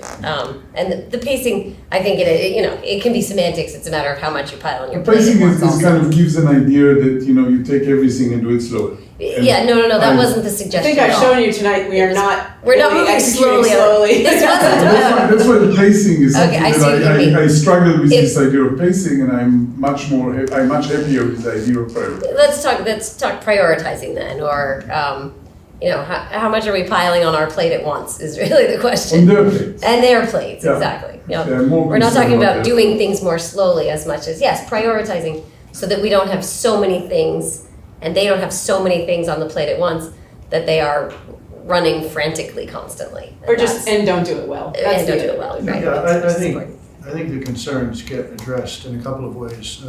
We recognize that we have already initiated a great many things that require further implementation. So we don't have to dream up priorities here. To your point, we've already created them. Yep. And then when we ask the question, what can we do well? And bear in mind who the we is, because the we is not the school committee. The we is a lot of folks. I think some of the pacing concern gets addressed. Right. Yep. Absolutely. Okay, good. So I just wanted to put that out there. Then, in terms of looking at this, we have a long list, and I will confess that all of my chicken scratch hand notes that I was going to use are not in the notebook that I thought I had with me. However, I have the notes that I took as I was typing, and a couple of themes that I started to break things down into. So this is just a suggestion, and anybody can say, no, we don't like that direction, do it a different way. But I looked at this list and thought, how are we going to run a conversation? And my first thought was, in looking at all of the things on our laundry list of ideas to focus on and work on this year, that they're not all necessarily goals. In fact, even if you look at our goal list from last year, it's kind of a hodgepodge of yearly responsibilities, goals for the year, housekeeping things, all kinds of stuff. Some of the things are extremely small and pinpoint, and right, some and of some them are very high level. Huge projects. Exactly. So I went through goals, but also our big list, and started to, at least in my mind, to help me organize it mentally, break them down into categories. And so I wanted to suggest a couple of categories and see if we can break things into categories and make it a more manageable discussion and then list at the end of the day. Again, not that we're redefining the list. So the categories that I saw coming out of these were, the first one, yearly responsibilities. The things that we have to do as a school committee, legally even, right? The three primary responsibilities being budget, conduct a superintendent evaluation, and conduct policy review, right? Those are yearly responsibilities. As I went through our list, I also threw into that category maybe community engagement and communication, which at one point was a big goal for this school committee. And that was at a point several years ago when we thought we needed to do something about community engagement and communication. There was an issue, and so it was a goal to fix it. Now I feel like we're on a good path there. Not that you can't always improve, but it's something that we need to maintain. It's not something that we need to create new, right? So that in a way, we would agree we don't get to choose. Right, it's something we have to, right? It's part of our responsibility and mission is community engagement and communication, right? So I threw those under yearly responsibilities. They're kind of a given. We can't every year Yes. we have to do that, right? Another category was 2019-20 goals, right? We'll come back to that in terms of what falls into there, but those are things specifically for this year. For instance, I threw support CMS building project in there, right? That's specific to this year. Other things about refining the budget process that we've talked about that. Is that a goal for this year? Complete CTA and CCTA bargaining. That's a year-specific goal. Deeper community engagement with Carlisle was one of those things that was suggested. So no, I'm That not. wouldn't be Concord. Or maybe a little bit of 8th grade. You're right. That's on my wrong. Sorry, that's the wrong list. That's okay. But you're right. In 8th grade, Yeah. there's some. There's something to be done. Anyway, that's a category. My next bucket. This is the one that's probably the most nebulous, but I called it areas of focus. It's really kind of philosophical ideas through which we want to be looking at everything we do. It's almost like a lens. Examples here: cultural proficiency, right? Cultural proficiency was sorry? Cultural competency. Or competency. Yeah. Okay. That was a goal for us a few years ago. I don't even know if it was a really clear goal, but we took it on as something to focus on, right? I think now that's at the point where there's nothing specific that we have to do or accomplish as a goal, as much as we need to be looking at everything we do through the lens of cultural competency, right? So I feel like that's a lens thing. Wellness comes in there. Again, you could put community engagement or other things like that. Some things might fall into multiple buckets, but that's another bucket. Again, this is just my work. 2 more. The 4th is informational. Things that we would like more information on. But they're not necessarily things for us to do something about. So for instance, things that we would like a report on. And here's a suggestion, there may be debate to it. One of them, you've always talking a lot about challenge success, right? So challenge success, I don't know whether that's something that, it's not really within our responsibility to say, well, let's do challenge success differently, let's redefine it. But it is very relevant that we would say, we'd like to know more about that. Could you bring us a report on challenge success? Again, that's my opinion on where it falls, but that's an example. We could do something similar on special ed, on wellness initiatives. So things that we might want to have more information on, we could request of administration to bring us a report at some point this year. That's a bucket. The last bucket is housekeeping, which is, like you said, some of these are pinprick small items that come up, right? It might be things like, and I don't have my list in front of me. I guess at the regional level. That's the first example that's coming. There you go, plan for the placement of church. Yeah. That's at the regional level. The regional agreement is something similar. They're just supporting administration in the onboarding process of that's going on this year. Maybe that's housekeeping, or maybe that's an area of focus. The little things that have to be done and managed. If we're looking at facilities use fees, I know Jared's been pulling together information on that. That's some housekeeping that we've said we're going to look at. Okay, let's do it. Let's check it off. But it's not really a goal for the year, right? It's a housekeeping item that needs to be checked off. So those were my 5 categories. And I thought if that makes sense, that we could then kind of go through the list and plug them in, put them in buckets. You have the advantage of having it in front of you. If I have to try to remember everything you said. Yeah, I know, sorry. I'll try. But I think that there is another category that falls into housekeeping on borderline, and that's everything that is time sensitive. I give you an example. If school committee, it's regional, it's not here, but it's just to explain the category. If the school committee decides that we want to again tackle the question of parking in the high school, we have a deadline because we need to bring it to the town meeting in late April. So things that have a time deadline, we have to build at this stage into the agenda, Yes. not because they fall into one of a specific category, but because they have a time deadline. So we have to first identify things like this that really have a time deadline. Going back to your lens, which I think is a great category, I'm just not sure that I agree with you that we've done this and now we have to just, I think that we, within the spectrum of the fact Dorothy's presentation that student achievements and well-being part of it is extremely important. We have to define to the administration our clear vision And if we put cultural competency and inclusion and social emotional health as we would like, this is current instruction to the administration, that we want to see not all, but many activities during the year, not then, but as soon as possible, aiming at this as part of things. So everybody knows my sensitivity to Q5 activities, to travel activities, to many of those things we can still offer amazing things through the lens of cultural competency, diversity, inclusion, and stuff like this. So, but I think it's a great category, but I don't think it's a wishy-washy, but I think it falls into a clear instruction to the administration. What do we expect from them when they actually... And maybe it's, so what you're saying, let me just, what you're saying, it's more than just a lens, but kind of an area of focus, something that we are asking for focus on. Yeah, precisely. Here, right? Clearly, it should be a clear, we cannot, pacing and prioritizing, we cannot give a list of 30 things and then every activity of the schools, they have to go and incorporate 30 things. But if we speak about cultural competency, diversity, inclusion, many activities can be designed around those things, which means, so it's not only a lens, but it's actually a request for focus, maybe. A request for focus. The way I see it.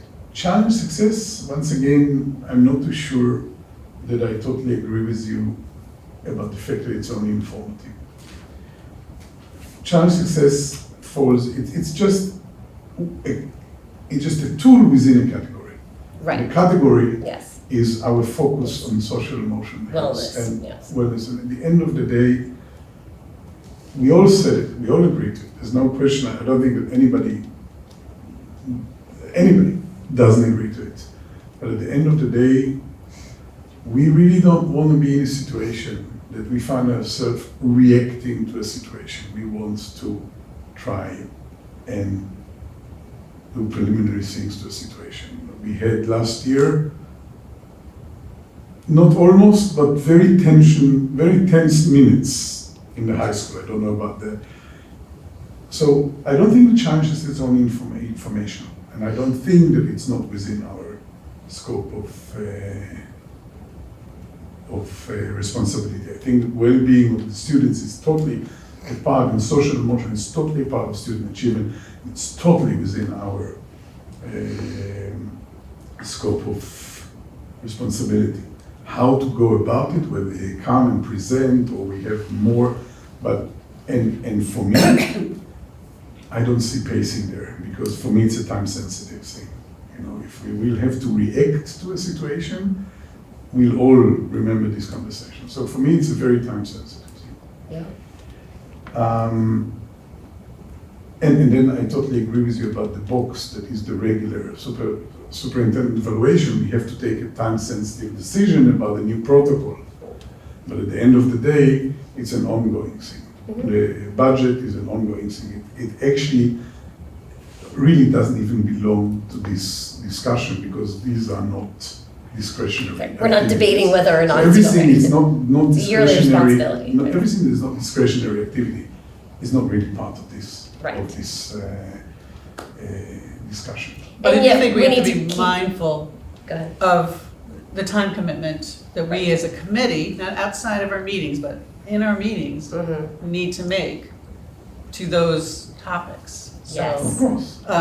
So we don't want to have 6-hour-long meetings or 7-hour-long meetings, or require the work to produce those types of meetings. So I just think we have to be mindful of what we actually, because when we put things on this list, we actually want to deliberate and accomplish. And so I totally agree.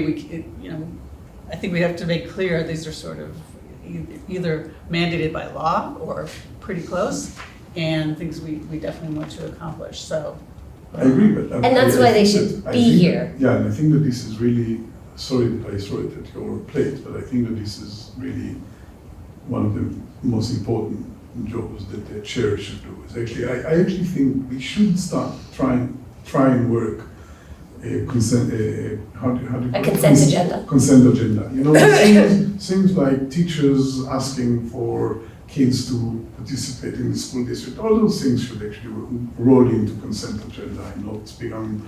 I was asking to be taken off. And you know, budgets, Right. there is a subcommittee that should present it. And actually, honestly, if we trust the subcommittee to do it well, that can be a very short. Superintendent evaluation is a process that we have to do. Right.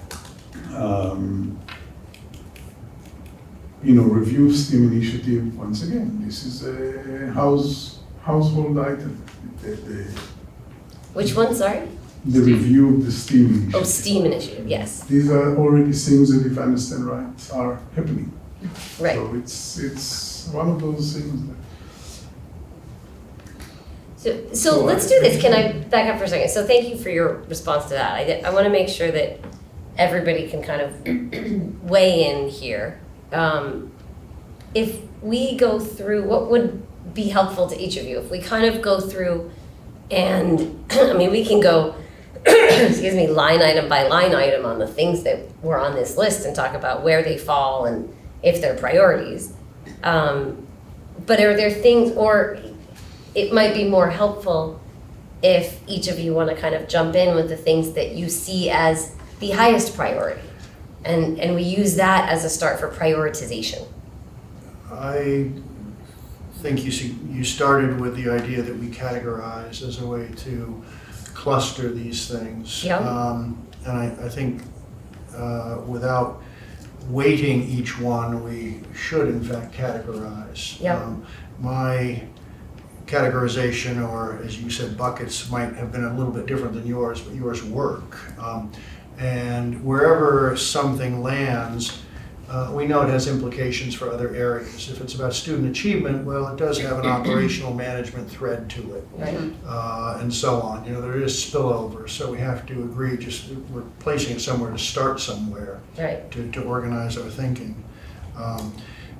What we didn't mention was, and might want to bear in mind, whatever we call these buckets, is that some of them are much more oriented towards student achievement, some of them are much more oriented toward operations and management, Right.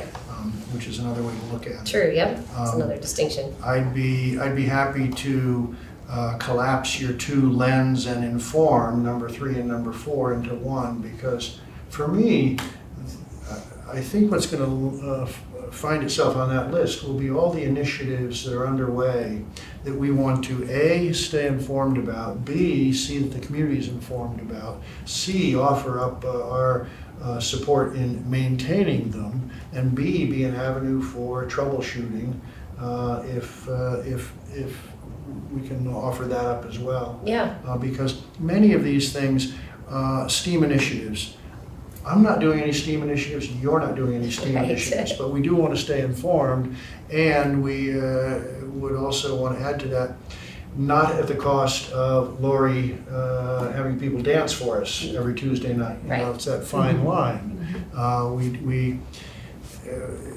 In my work life, I think poor meetings are ones where we come across town to share information when we could have sent each other an email. Right. And I often wish those meetings were more outcome-oriented. Right. The school committee's different. We do have an informed prerogative, we do have an informed responsibility. Some stuff has to come before this audience so that it goes outward. But again, we have to be cautious about how that's a burden. Yep. So again, I'm content with your buckets as a way to organize these. I would rather do that first rather than we try to. Rather than waiting. Yeah, but Yep. I'd rather see each of the buckets before we try to fuss with an item in a bucket. Yep. That makes sense. And I see what you're saying about an area of focus and informational, and I'm fine collapsing those. Does that make sense? It creates a category that's basically a focus and information. It's not just a lens. It's a request for focus and information, which kind of pulls together what I think both of you were saying. And it can bring up larger questions too, which is how is this initiative informing how we see the school district, how we think, how we feel, how we behave? It's our vision. It's actually to define our vision Mhm. I mean, and maybe project, communicate clear message to the administration and through the administration to teachers and everything of what we believe are the priorities. Yep. And maybe a little more than, something that will be specific enough that can be translated, because, well-being, in the specific enough that can be translated. So Mhm. we're speaking about social emotional, we have to fill it with some content. Yep. Challenge success for me is a content. It's a subcategory within. It is. This a It's project. a tool So at within this something moment, else. there are things here that totally don't belong here on this list, because we all screw up. I'm not taking pointing fingers. Everybody screw up things, and Right. that's Here's just an a idea, compilation. something to think about, Yeah. right? But review athletic fee structure is actually doesn't belong here. It's something that we asked Jerry to do, Right. and it's really not a priority. Within the I disagree. you disagree. Oh, yes. Oh, okay. All right. Sorry. But I'd like to, But I'm not again, saying it's our but I- We're getting ahead of ourselves. Yeah, Yes. no, it's Let's fine. drop it in a bucket first. Yes, And that's a regional thing, so it goes in a different discussion Yeah, anyway, all I'm but. saying is that, no, it might be, okay. it's not our Different work, way. it's not our Yeah, work, Precisely. exactly, but I'd like, but we have to then, Establish is- plan for formal. Can I just I'm sorry. have, that as an example? So, would that require so much work on our staff's part and so much, cause so much, upset or whatever, then maybe we can delay that for a year because it just isn't something we should invest in this year. That's all, that's the Right. kind of, And I think, right, that's the question that we need to ask, and I don't know that we have the answer to it without looking at the other things that we have on the list. So that's That's something that, right, we put it in a bucket, and then in each bucket, we look at them and compare, and we see, okay, what's realistic, and is that gonna cause a lot of, can I produce another example to ask which bucket this goes in? Yes. So civic education engagement. yes. Where would that go? You start in one place, goals or the lens, Or and then you vision. decide, Mhm. do you have to move it or not, depending on whether we're gonna take direct action or whether we're gonna be in a monitor, support, maintain, learn Right, because, function. and correct me if I'm wrong, there is a new state mandated civics curriculum Right, in what Grade grade? Grade eight, Eight. right? We're aligned already. Right, but We're in good it'd be shape. Uh, nice to hear about that, and then in general, is perhaps strengthen the work we do K-8, kids learning about voting in first grade, practicing, because I've heard studies that say, once a kid realizes that that's a thing they need to do, that should be a habit, they sort of becomes part of them, instead of like, oh, voting, it's right, it's not a big deal. right. So, I mean, that's, it's good to have our curriculum aligned. I didn't really have a concern about that. But just in terms of us doing maybe a little more. Yeah. So, And so plus I you- would put that, just to answer your question, at least in my opinion, I would put that in a vision/area of focus bucket, because it's something that we would ask for focus on and ask for information on, but we are not going to get Correct. involved with, digging into curriculum if this is one of the areas. Another very simple way to organize what we're doing is, one, what do we want to do or have to do? Because Right. we have our haves We and have our our have wants. to and our want And to, the other right? one is, what do we want to pay attention to? Yes, Right. exactly. Because that does communicate to who? To Lori, to everybody who reports to Lori, to the community at large, where we think we want this school district to place attention, place resources, place time, place people, place priority. Exactly. And we're not going to pay attention to everything. And the advantage of defining those things and defining them narrowly enough is that we can go back to all of these presentation, and actually there will be some kind of accountability and control. Because, if it's not immediate next year, we can actually come to the superintendent and say, we have instructed you that for us, cultural competency diversity is a very important thing.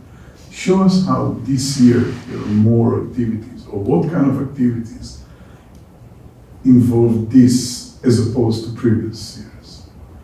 And we can see if the district went where we actually instructed that we want, Yep. our vision for the district. Right. And then as we get to your point, as we prioritize, and obviously these won't, I don't think these can all be on here, but as we prioritize and decide which ones, we might also look at some and say, well, on this one, we'd like to see this type of progress this year. On this one, we have a vision for 3 years from now, right? And so they won't all necessarily be something that is done or complete by end of year. I wanted to go back to challenge success for a second. A, because I find it to be an extremely important thing, but B, because it's indicative to a few other things. And the question that you actually brought up, whether it's our responsibility or not. But when you say it's not our responsibility, what you're actually saying is that it's in the hand of principals and every building and administration. Many of those things that we have here, like challenge as a great example, but not only one, demand a community involvement.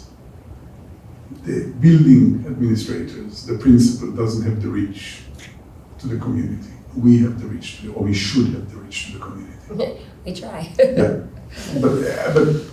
But we should have, otherwise we are failing as well.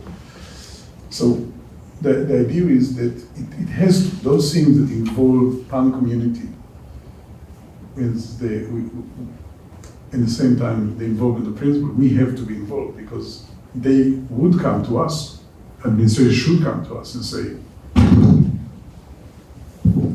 get a way to involve the community. Yep. So that's a good point, and I think sometimes in the past we've used wording in our goals such as support. Support the Challenge Success Initiative, which can be a very effective tool towards one of the bigger goals. So. But for this we have to be involved. You cannot support without being involved. Absolutely. Yep. But I think that it's semantic, but it's not only because at the end of the day, I think that we already know that there can be a more interventionist way to look at the school committee unless we are aware of this. And I think that it is our responsibility to actually be more proactive. Okay. So what if we for now just I've thrown a bunch into buckets, as Court suggested, without evaluating. Can we throw things into buckets? And I'll go through the list, and some of them I've already suggested a place for it. Let me just redefine them again. We have yearly responsibilities, 2019-20 goals, which both in a way are the what do we need to and want to do, as Gord said.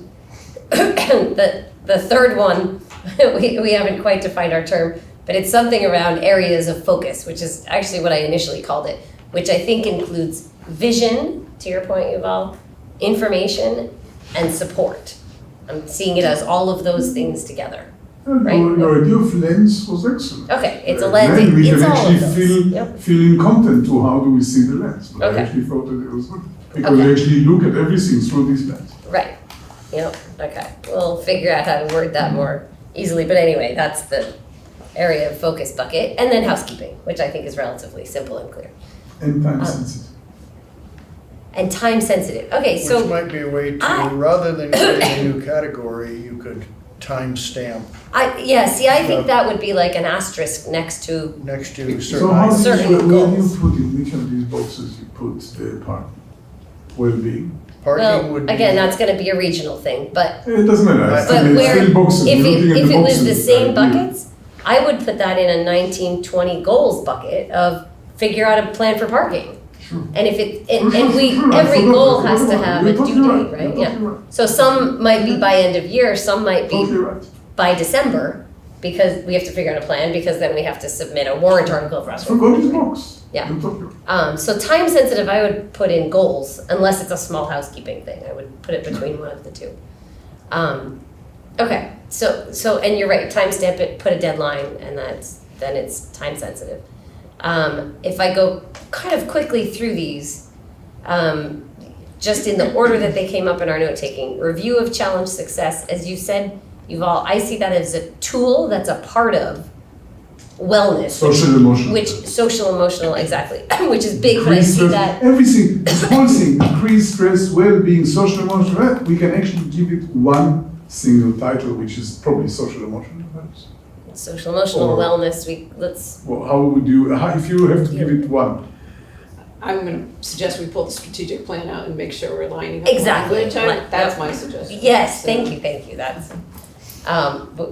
because as we get to narrowing these down, we do need to be looking very closely at the strategic plan. So it's because- well-being, Yeah. Right, well-being. Yep. Yeah. okay, so as opposed to wellness, well-being, we'll call it that. So that I would put under area of focus.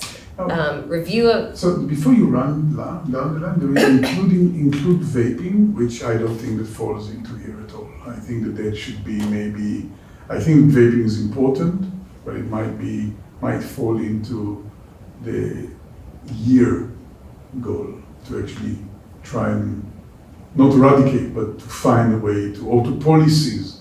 But I don't think it falls into well-being. It's not part of the vision and the lens that we're looking about. That's a very pinpointed. okay, so you think that's a separate thing, that's a, It's not, you understand what I'm saying? But well-being is our lens to actually look at things. Vaping is a comma within something. yeah, well, it's right. Maybe So I see it policies within or, health, which is within well-being, but, yeah, right.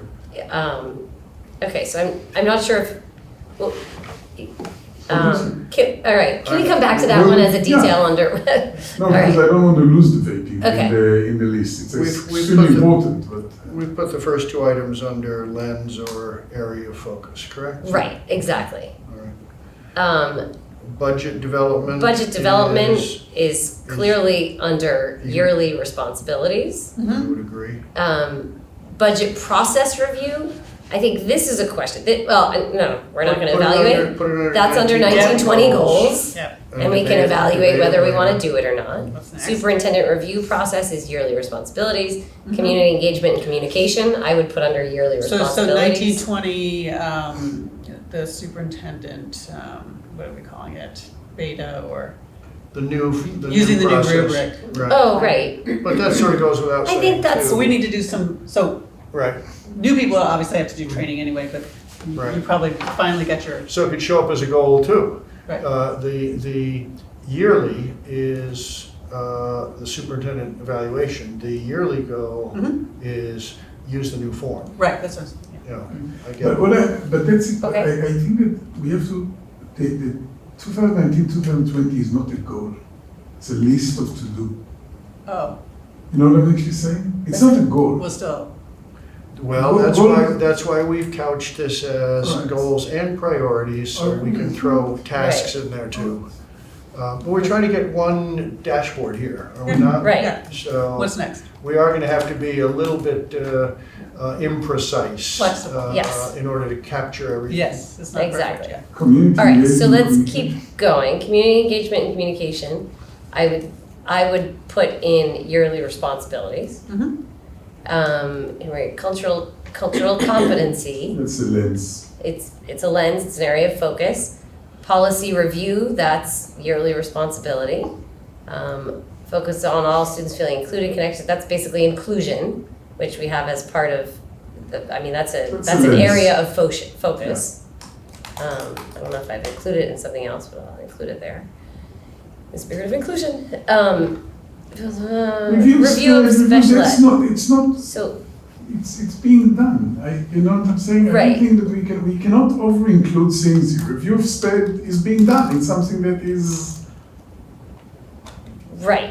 it And so doesn't belong it's, here. it doesn't, okay, Doesn't so belong then, here. and that's an evaluation Doesn't statement, belong but it doesn't really fall into any of these, No, it can go. on any Not that of it's these not a- buckets, okay. Something So we it's So care as RTI about. Concord, we're gonna say, that's right, we just got a review of special ed and we're gonna, Same as RTI screening, same as STEAM initiative. It's all things that, superintendent brings to us we trust the superintendent to know what to bring when. And it's not it's not within our list of. To Yep, I agree. And, I would have put those in the bucket of ask for information, but they may not even be things that we need to No. focus No, on for it doesn't information. know. Okay, then we're We have gonna, enough. not of even those gonna put them lists in a and- bucket. Yeah, Yep. I would. so contract bargaining is a 1920 goal. Community engagement with Carlisle is a regional thing, sorry, I have that on the wrong, Yeah, on but the still, wrong list, it's but, still on this, not 1920, it's the same. We have many things here that belong to both communities. yep. Review of facilities use fees, that I would think would be housekeeping. It's actually something that we have from I'd drop Bob's it. Groom list, I must admit. It's what? You're saying It's K8. from Bob's list. You're You're saying Yeah, K8, he's so- talking about K8. this. It's Because about- at the high Or school, there's a both. much different conversation. It goes to replacing the turf and. Right, exactly. Yeah, So So- K8, at the high school, we can talk about, yeah. right, whether we wanna do all that. K8, it's about, facilities use fees. There I was mean- some question that came up last year, do we wanna look at those? Again, housekeeping, that we can at least look at the list that Jared has put together and take it from there. But I don't think it doesn't deserve a lot of our The focus, only- given the high priority things. that are- If it was a bucket of money that we have been letting, Right, and it's. And that's why I said, I don't see it as priority. Yeah, So I didn't it's- understand why you, yeah. the high school, I just don't want to fall off. That's another, Yeah. yeah. It's a, Yeah, I would not, I'm sorry. Yeah. Different, okay.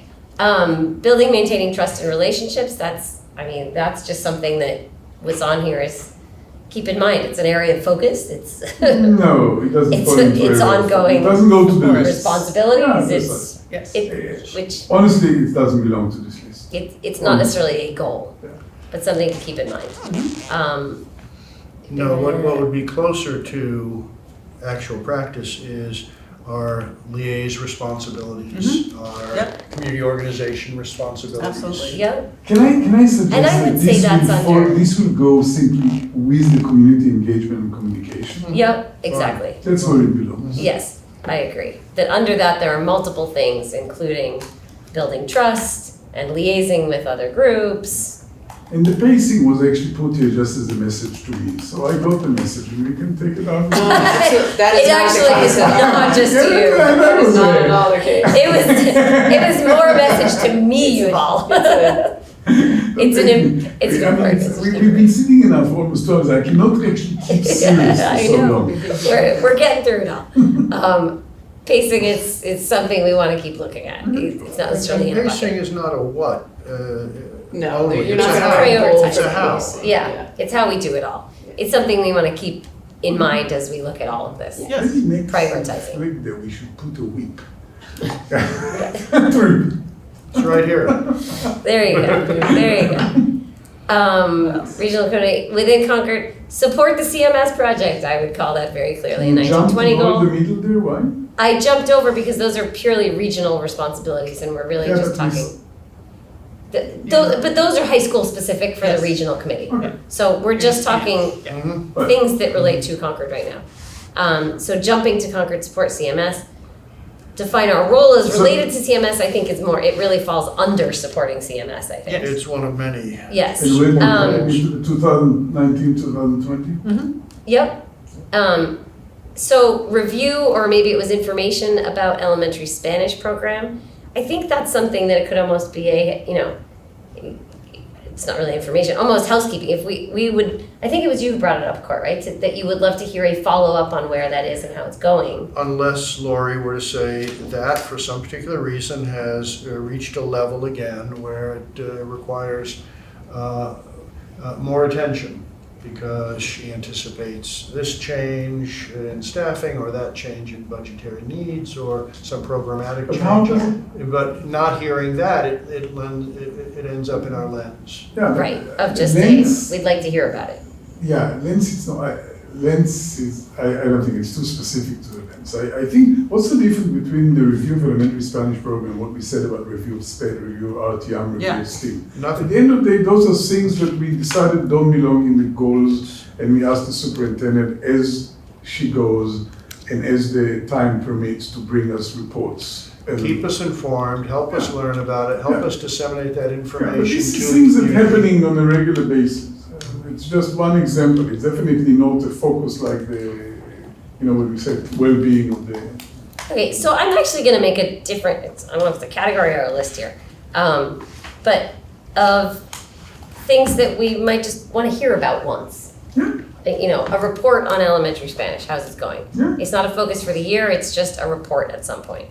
But it's And not don't a- worry, Lori, we're still going to narrow these down, we're not doing all of I'm these. waiting it out. I know, we're not going to do all of them, we're just categorizing. I'd These, maintain, Lori, you do a lot of these without But that's what I'm saying. I Right. don't see. A lot, yeah. If something has a budgetary impact, up or down, We're mixing here you would obviously things come that to us, are. it'd be part of the budget, it would be. Yeah. I mean, a lot of these things we're gonna discuss as Yeah, I part mean, of a the lot of budget. this is woven through other ways you get information, things, school yeah. improvement plans, my goals, my reports, every meeting. It all ebbs and flows in lots I of. mean, ways. Mass Associates School Committee said your budget is policy. Right, So we yeah. will have many of these conversations in the midst, as part Through of our the- conversation about. through the budget discussions, So- absolutely. Yep. And the other thing And is- that's, Is that it? that's it, I just wanted to say that closes out our list here and we've categorized them all. Well- I actually want to, for just a second. No, we because haven't. I really think that things like the implement strike program and stuff do not belong to the job we're doing I here. didn't Not say it because again. it's not, all those reviews that we're speaking about specific programs and stuff, I don't say that they're not important, they're very important, but they don't belong to the job that we're doing here. Because at the end of the day, as we go, and I think that when it's opportune because of some reason or other, because there's something extremely important to tell us, or because it just time after a couple of years to tell us, we have those presentations here, we have a teacher or a couple of teachers coming, speaking about the program, showing this. I agree. I don't think it's part of, what we're doing now is not this. No. It's simply not, Things it's not will come part of up. this discussion. Throughout the year. Yeah. Not gonna be on It's this just not part list. of this. Exactly. And I'm sure that if one of us feels that he wants to know more, like I came to the superintendent and asked that after we hear so much about the sports, I suggested that the superintendent would get the music program to actually present what happened. I'm sure that one of us is concerned about, or not concerned, or extremely happy about the Spanish. We can ask the superintendent during the year. Yeah, there's lots of ways to. Yeah, but I don't think Also it belongs to this suggest. discussion. Yeah, exactly. Okay. Okay, good. I think that's basically it. We had another list here of ongoing, ongoing work suggestions. I think we've pretty much covered them all and gotten them into various Cynthia, do we have, buckets here. do we have civics education? Oh, civics Landing education. somewhere. Engagement. Civic education goes both to CPC and to it's once again it goes into the lenses, and honestly, in I the current situation in the United States, I think that this is becoming a high priority. Yeah, it's sort of a crisis, Yeah, honestly. no, I think it's an Not as much in area of Concord, but focus and a lens. Yeah. This is already, like I said before, that we don't want with well-being, we don't want to react to a situation in civic education engagement. I think that we are reacting to a situation, to a crisis situation. Yeah. Yep. Okay, so those are buckets. Whew, That's we've made some progress here. I Still think need to prune a little. it needs to be pruned still. So I want to do kind of a check on, and then I'm going to check in with Lori in a sec too. A check on where everybody is in terms of what we want to bring as our output, so to speak, to the joint meeting. Do we want to just bring buckets and say we did some work and here's what we think about buckets and where things go? Or would you like to now go through each bucket and start to prioritize? So in terms of open meeting law, if we were to reflect and try to go through this and either edit, delete, say this is, upon reflection, this is, how could we do that? Would we have to go through Lori? Would it be appropriate to go through you as the chair? Oh, later you mean? If you were to Yes. send feedback I later? think you want to speak about it now. Well, I wanted to get feedback on whether we want to speak about it now or whether people want time to think about it more. Speaking but- about the open meeting law, I have another concern. If we take it further from here, I have another concern. Because we, the four of us here, are creating actually a majority in the regional. So if we are You don't now, have a Carlisle member. sorry? You don't have a Carlisle member, so you're not a quorum. Yeah, no, not a quorum. Sorry, I didn't mean to say quorum. A majority. Which means if we discuss here on priorities, we kind of pre-empting a discussion in the regional. I think Heather's And if trying to we balance actually that. take it to priorities and we agree on things, we will go there. You know what I'm actually saying? Maybe it's I not hear gonna what say you're very saying, and beyond what that's you're saying, exactly yeah. that's exactly why I was saying we don't want to get to a point where we're saying So we're then we've done- narrowing So I down actually or thought that cutting we did a anything good off. job. I think that we can. That's Let's just what let I- it rest here. I Yeah. think that we That's should let that's it what I rest was here. getting to. I wanted to see if everybody's comfortable Yeah, with I that. think that we should actually. Before we do that, Lori's been so quiet. Yes. I want to get your thoughts, Lori, on what we've kind of discussed so far, these Yeah. buckets, what we've put where. No, I think a lot of it makes really good sense. Okay. The only lens I'd ask you to put on it is making sure you feel informed about the current state of whatever the topic is. So that the goal doesn't not fit where we are, because a lot of the topics, because they're really important and they are things that are already underway, I just want to be sure we're taking work that's already moving forward and goes very thoughtfully in that same direction and doesn't Pull anything. anything differently. And I think it's just a matter of communication and making sure we all know what each other's been doing and Yes. But I and don't all of actually that. think, I don't have any of those working anymore. But I don't actually think that there is a conflict, because we don't, at this stage, we don't speak about very specifics. We give That may be. kind of, we That may be. give kind of a, within the strategic plan, we give kind of a little bit of an oversight. We, if we speak about well-being and we ask to see challenge success, it's not, you're there, you're doing it.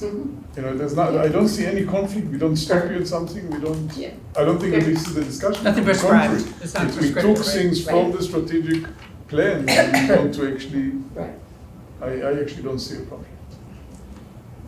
Okay, that's great. Then we will leave it at this. The one other thing that I just want to address is Wally sent some things that I have not responded to or discussed or anything, but basically someone who's not going to be here can send something to share on their behalf. So he sent some things to share on his behalf. Maybe I should have started with some of it. There's a lot of it, and but I want to at least share some of this. Some of it we're not getting into because some of it is evaluating if something is appropriate or not. Now it's a matter of how I share all this now that we've had the discussion. Review of challenge success, he said, starts with a presentation at the appropriate time. Process to decrease stress. He suggested, he had a thought about, is there somebody who's kind of a liaison to understand this very well? Again, I think that's probably ahead of where we are right now. We really backed up on a lot of this process here. Budget development, yes. Let me see if there's anything about strategies. Yeah, community engagement and communication, he said, should be moved to practices. So that's right in line with what we've been talking about. Similar with cultural competency. Similar to what you said, things about SPED or RTI or STEAM, he said those should just be updates. The yearly stuff is just statutory. So actually, a lot of what he's saying kind of aligns with we all agree. what we've said here. Some of the other nice to be in travel agreement. presentation at some point. I know, exactly. I'm just reading what he has sent so that I'm including it in our conversation. Regional stuff I'm not going to go through. Define our role as related to CMS project. We really put that under anyways, which is what he said. And review of elementary Spanish, he said, that's just a report from administration. So look at that. There Wally you go. agrees with us. Beautiful. I just wanted to make sure I covered that before we left this. All right. I think we've made some good progress on having a Concord take on all of this. And we can bring it to the regional meeting and share it with them. Continue to look at now that we have them in buckets. Take a look, collect your thoughts, bring back more thoughts to our next You'll send discussion. that out. Sure, I can send out, yes, I will send that out, the list of buckets and what goes in them. Absolutely. We'll look at it, Wally will look at it, Exactly. Lori and Jared will look at it. And The strategic plan, we'll look at it. yes, we need to look at it through the lens of the strategic plan, and then we'll come back and prioritize. Good. Okay, good. We've made some good progress. All right. Woo! Next up is the CMS building update. Oh, that's me too. Okay. You've got the last working document. Wonderful. Oh, it's working again. It's I back. know, I gave you. Just in time for CMS. I'm going to do a high level and then let Jared do some of it because he knows the details more than I do on some of the process. If that works. Or Lori, you can. You're No, both involved in that part, right? He's eating, living, sleeping, I know. breathing it, exactly. so you can talk about it. So high level update. Wow, this building committee is, I'm just gonna say amazing. I mean, we've said it before, the group of people is so experienced and smart and moving forward. So the progress is terrific. We really are moving along efficiently. At our last meeting, Hill International, our first choice for an OPM, actually joined our meeting even ahead of having a contract signed. They came, not only showed up and were prepared, but came with some initial suggestions for a request for services for a designer. They came with suggestions of project goals and walked us through a potential timeline of the whole project that we're looking at, or the whole feasibility and design project right now. Actually, a timeline of the whole building project. So it was great to work with them. The contract should be signed done. soon. Oh, it's done now. Today, Woohoo! all set. All right, celebrate. The contract is done. They are Well, I'm officially. sorry, they're reviewing it. They're Back to reviewing Hill. it. It's back to So them. it's out of our hands. I'm a It's little out of behind the on town's. emails, but there's been conversation going back and forth. Can't imagine why. Stephen yesterday told me it was going to them, back to them. Probably because For there are finding lawyers involved and they That's charge why it's per taking hour. so long, because the Yeah. lawyers are all. Exactly. So we're very close on that, but we have them in. Lawyers.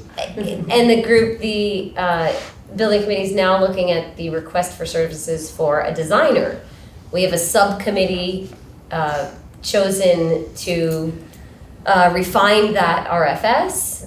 That group is meeting Thursday morning. First, the sustainability group is meeting tomorrow morning, correct? To establish the sustainability goals that might want to go into that RFS. Sorry, the RFS is the request for services. That will be published. Let's see if this group is looking at it this Thursday. The building committee meets again next Thursday to discuss that draft. Excuse me. If we approve it, it then gets published. I don't remember the exact deadlines, but we publish soon. And then we're looking at designers and interviewing them, and the process is moving along. And Jared might be able to add any details to think- that. That was a lot. Yeah, I don't think you use that. I don't think you missed much. Okay. Just the process would be, we're gonna be, this sustainability meets tomorrow, we're gonna be reviewing the draft, the design draft on Thursday. And then I'm not sure how quickly we wanna move, but if we could get that into the central register that Thursday night for it to be posted on Wednesday. That's the 19th. The 19th. You're right. But the word is already out because you had already people Yes, we did. interested, Oh, yeah. Yes. interested We parties had sitting here. in the designers last- sitting in the room at the and building a few committee designers meeting. sitting Yep. in the room. Yeah, so there is great interest in this project, there's no doubt. It's terrific, I mean, just seeing the progress that we're making, it's really efficient and exciting to see. Yeah, I Anything think- else that you'd yeah, add, we you would two or just- even, Yeah, we would just agree with that. I'm glad for all of the, this committee's engagement is exceptional. Now, as we get into the subcommittee work, which loops back, we're getting some nice ways of doing more focused work in the smaller groups that then loop back to the big groups. So I think our strategy that way has been really effective. So, I look curious to see how this goes the next 2 days and how we feel about what needs to be in the RFS that isn't already in there. Hill brought us a good start based on what they saw in the OPM RFS. And Yeah. they got some initial feedback even last week when they were here. And then they'll be at both of these meetings. So this is where the OPM becomes a huge constant along. So they're going to be at both of these meetings that'll then inform the draft that the full committee looks at on the 19th. So that's great. terrific. Yeah. Any questions?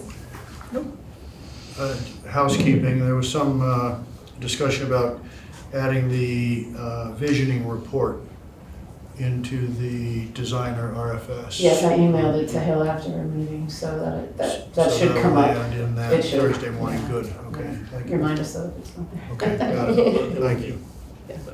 Yeah, great. Okay, we've already done our special education overview, so we're on to action items. Let's see, first, 8th grade trip to Washington DC. I think you have a little more information on that for us, Lori. Yeah, so when you talked last, let me just pull it up too. When we talked the last time on the trip, we tweaked some dates. You had brought up the weekend and we've adjusted. That was correct feedback. So we're now during the week as it's been. The discussion really was about the change to want to fly instead of ride the bus. So we've been doing some work with the travel agent, talked with Carlisle's been flying, so we talked with them too. Done a little bit of work on just what that really means as the kids, essentially we go from an 8 to 10 hour travel window. It's, you know, when you fly, you still have to get to the airport, fly, get to the hotel, all of that. So we essentially cut that in half. So you pick up a half a day's worth of ability to be, you know, out doing events and sites across the city. Carlisle's feedback, and Justin's done both in his past, so I just checked into Carlisle because they did it as recently as last spring. Just the ability for the kids to be focused the minute they get there. Right now, we literally are getting them to DC at about 5 o'clock and trying to go off and do sites for the evening, which just doesn't sound great to me, you know. So trying to really have engaged kids, engaged chaperones, able to sort of take in all of what we're trying to help them build for not just sightseeing, but the true value back to the civics education, right? This, I think, should be a civics education trip, and make sure we're capitalizing on those opportunities. So both ends of the trip would then have more time to them. We'd come back later the last day instead of leaving at noon and getting back here at midnight. Yeah. So we did check on the charter, you might remember that question. The travel agent had not ever had that question, so it frankly stalled a little bit. So we didn't get a answer that helped us at this point. Something to think about Yeah, for the next year. Yeah, point taken, yeah. So that's where we are. We are hoping for approval because we would like to get logistics going unless you have further questions, comments, discussion. So we have the cost ad, we have the ad to one more museum as a result of the time afforded to the students. Just, I've never been on this trip. The coach in the past was a coach that was available for the trip and then a drop and then a pickup. It wasn't available to the students for internal I don't believe so. transport around DC. No, So there's no change in terms of logistics right. when they're on the ground Right. in DC from the past, okay. Yeah. And just, sorry, go ahead. And then finally with a $200 add to the cost, I think we're gonna have to meet that with even more concerted effort to make it easy for people to do the ask. Correct. The ask is not an easy thing in this town, or any town, but certainly this town. And so I would hope that you can attend to, in any way possible, lowering the bar so that we don't see a drop off Yes. in I participation. have to, I'll give Justin an awful lot of credit that he hasn't heard from families. He's very good at reaching out, connecting very gently, just to see what. It's kids want. delicate. It's very I'd delicate. rather err on the side of overtures than not. Yeah. Thank you. Great. That's reassuring. I think that we're coming to the community and asking them for an additional $230 for this, and we have to justify it to the community as well, which I think we should do. But flights, I mean, there are two things here. First, really the comfort. There's no, 10 hours in the bus in this age, there's very little doubt that when they get to Washington, the first day is gone, and any attempt to engage them in anything will be futile. But at the same time, we have to build value there, and flights to Washington DC are almost every 10 minutes, and we have to actually try and offset the comfort by them actually getting to the airport early, maybe before rush hour, and enjoying this, and coming back after, and at the end of the day, really building more value in this. And I think that we should. The other thing that, once again, I think it's an important, both civic and the question of cultural competency.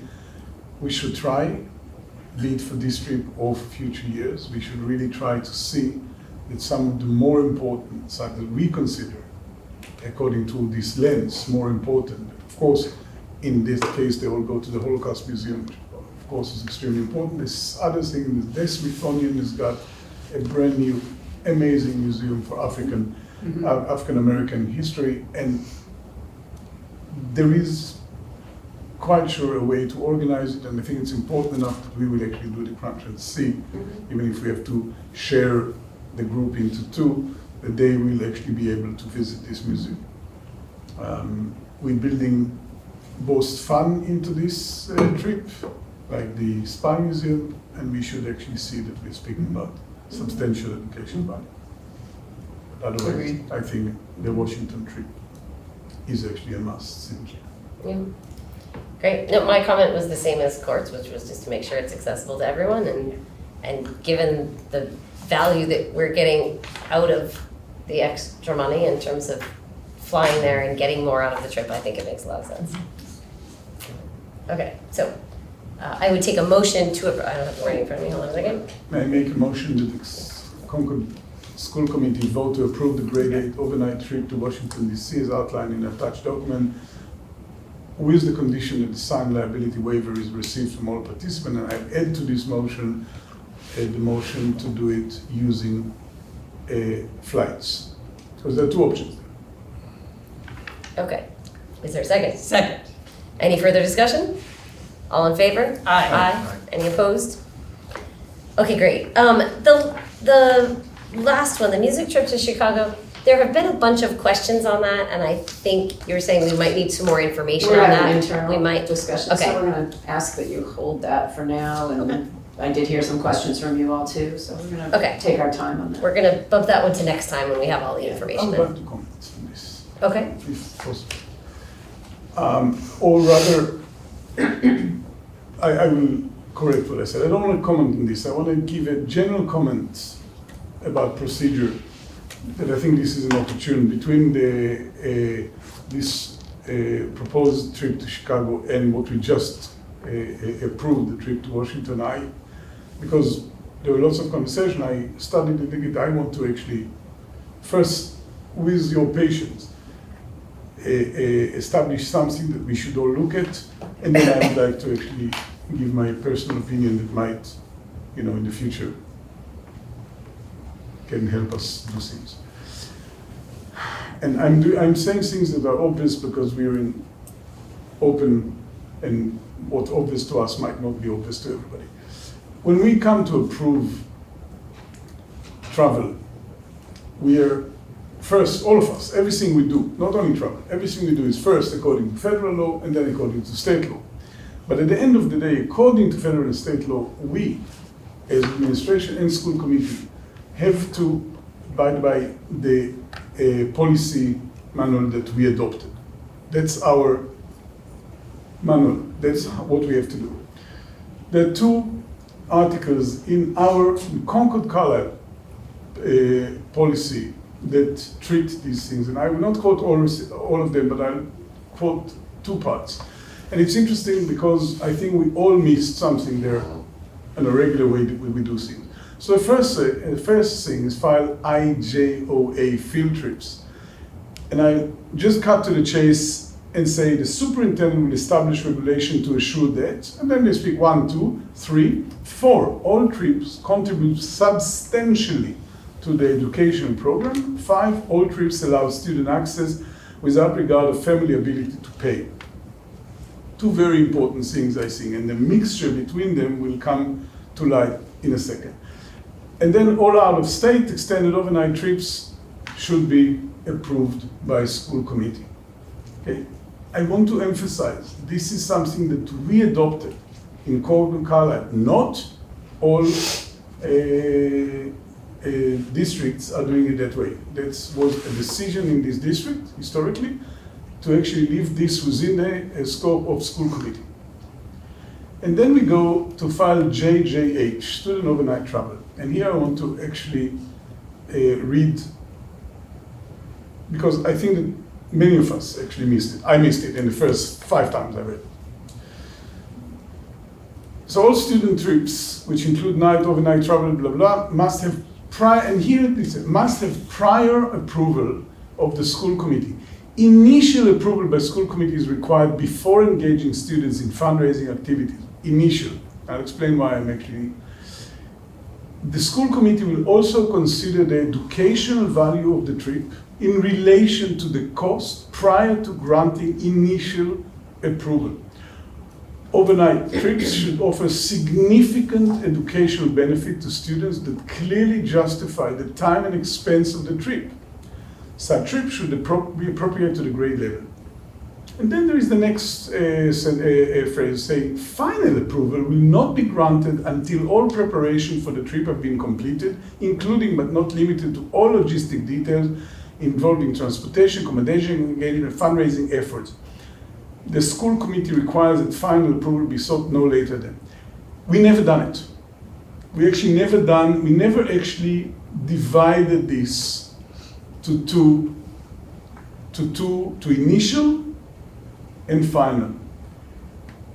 And it's an amazing tool to actually allow us and allow the administration, the teachers to come with an initial plan before they go into spending a lot of time and effort in developing a tool. Get our initial approval to their idea and then go and spend the time in preparing all the details. I believe we've perhaps been derelict in what you're describing, but it hasn't been a situation forever, because I can recall well requests for planning coming before the committee. But when has that happened recently? I'm not. I have 4 months experience. In June, you approved a plan for the plan. You approved. It's getting late. You gave approval to plan the Japan trip for April. You don't have the final plan yet. You. But your point is well taken. We've But got to have I'm actually clear saying delineation. because that can actually diffuse problems, future problems about administration and teachers investing a lot of time in something that we might not approve or have other thoughts about. So that's just one thing. But as I said, I wanted to emphasize our responsibility, as I read it, our responsibility as school committee to consider the educational value, significant education benefits in relation to the cost. And that's I think the law. And I actually want to add my personal ideas about the cost. There is always the question that comes in those discussions about the families that are in a condition and decide to come and ask for the district to help them pay. And there is a plan in the district to help them pay, which is great. But not all families will do it. And I think that there is a larger percentage of families that if we think about 2 trips a year, and this is the Chicago that is not in front of us yet, but we already seen the prospectus, is about $2,000, another $1,100, $200. That's $3,000. Then many families here have got more than one kid in the distance. That's a lot of ask. That's actually asking for a lot of money. And many families have a choice between telling the teenage kid that he cannot go on a trip, or saying, I cannot do it to my teenage kid, and actually increase financial stress at home. But I think that we should be extremely careful. We live in a relatively affluent community, but there is a, you know, for many families here, there is a limit. And when we speak about wellness, when we speak about mindfulness, we have to think about not only the kids, but the community. I think that we should, just a personal note about it, and I think that we have to always go back to this sentence of substantial education value versus cost. Okay. All right, well, thanks for, oh, here. Yeah. I'm sorry. I Thank think my you for the request, note. and Yeah. I've had conversations with several of you individually this week. I need a big picture. I'm requesting a big picture conversation with all 7 of you. Right. Because right now I need to re-message things to the teachers, and I think the process is gonna be different than what we've been doing, and I can't have them coming here getting caught off guard by that. And I don't think doing it one trip at a time is the way to get to where we're No. trying to go. So I'm gonna ask that we have an agenda item just on this topic, and I get a better sense of direction. Because right now, the forms we're asking the teachers to fill out isn't gonna necessarily Okay, hit it's some of what I feel is becoming the priority.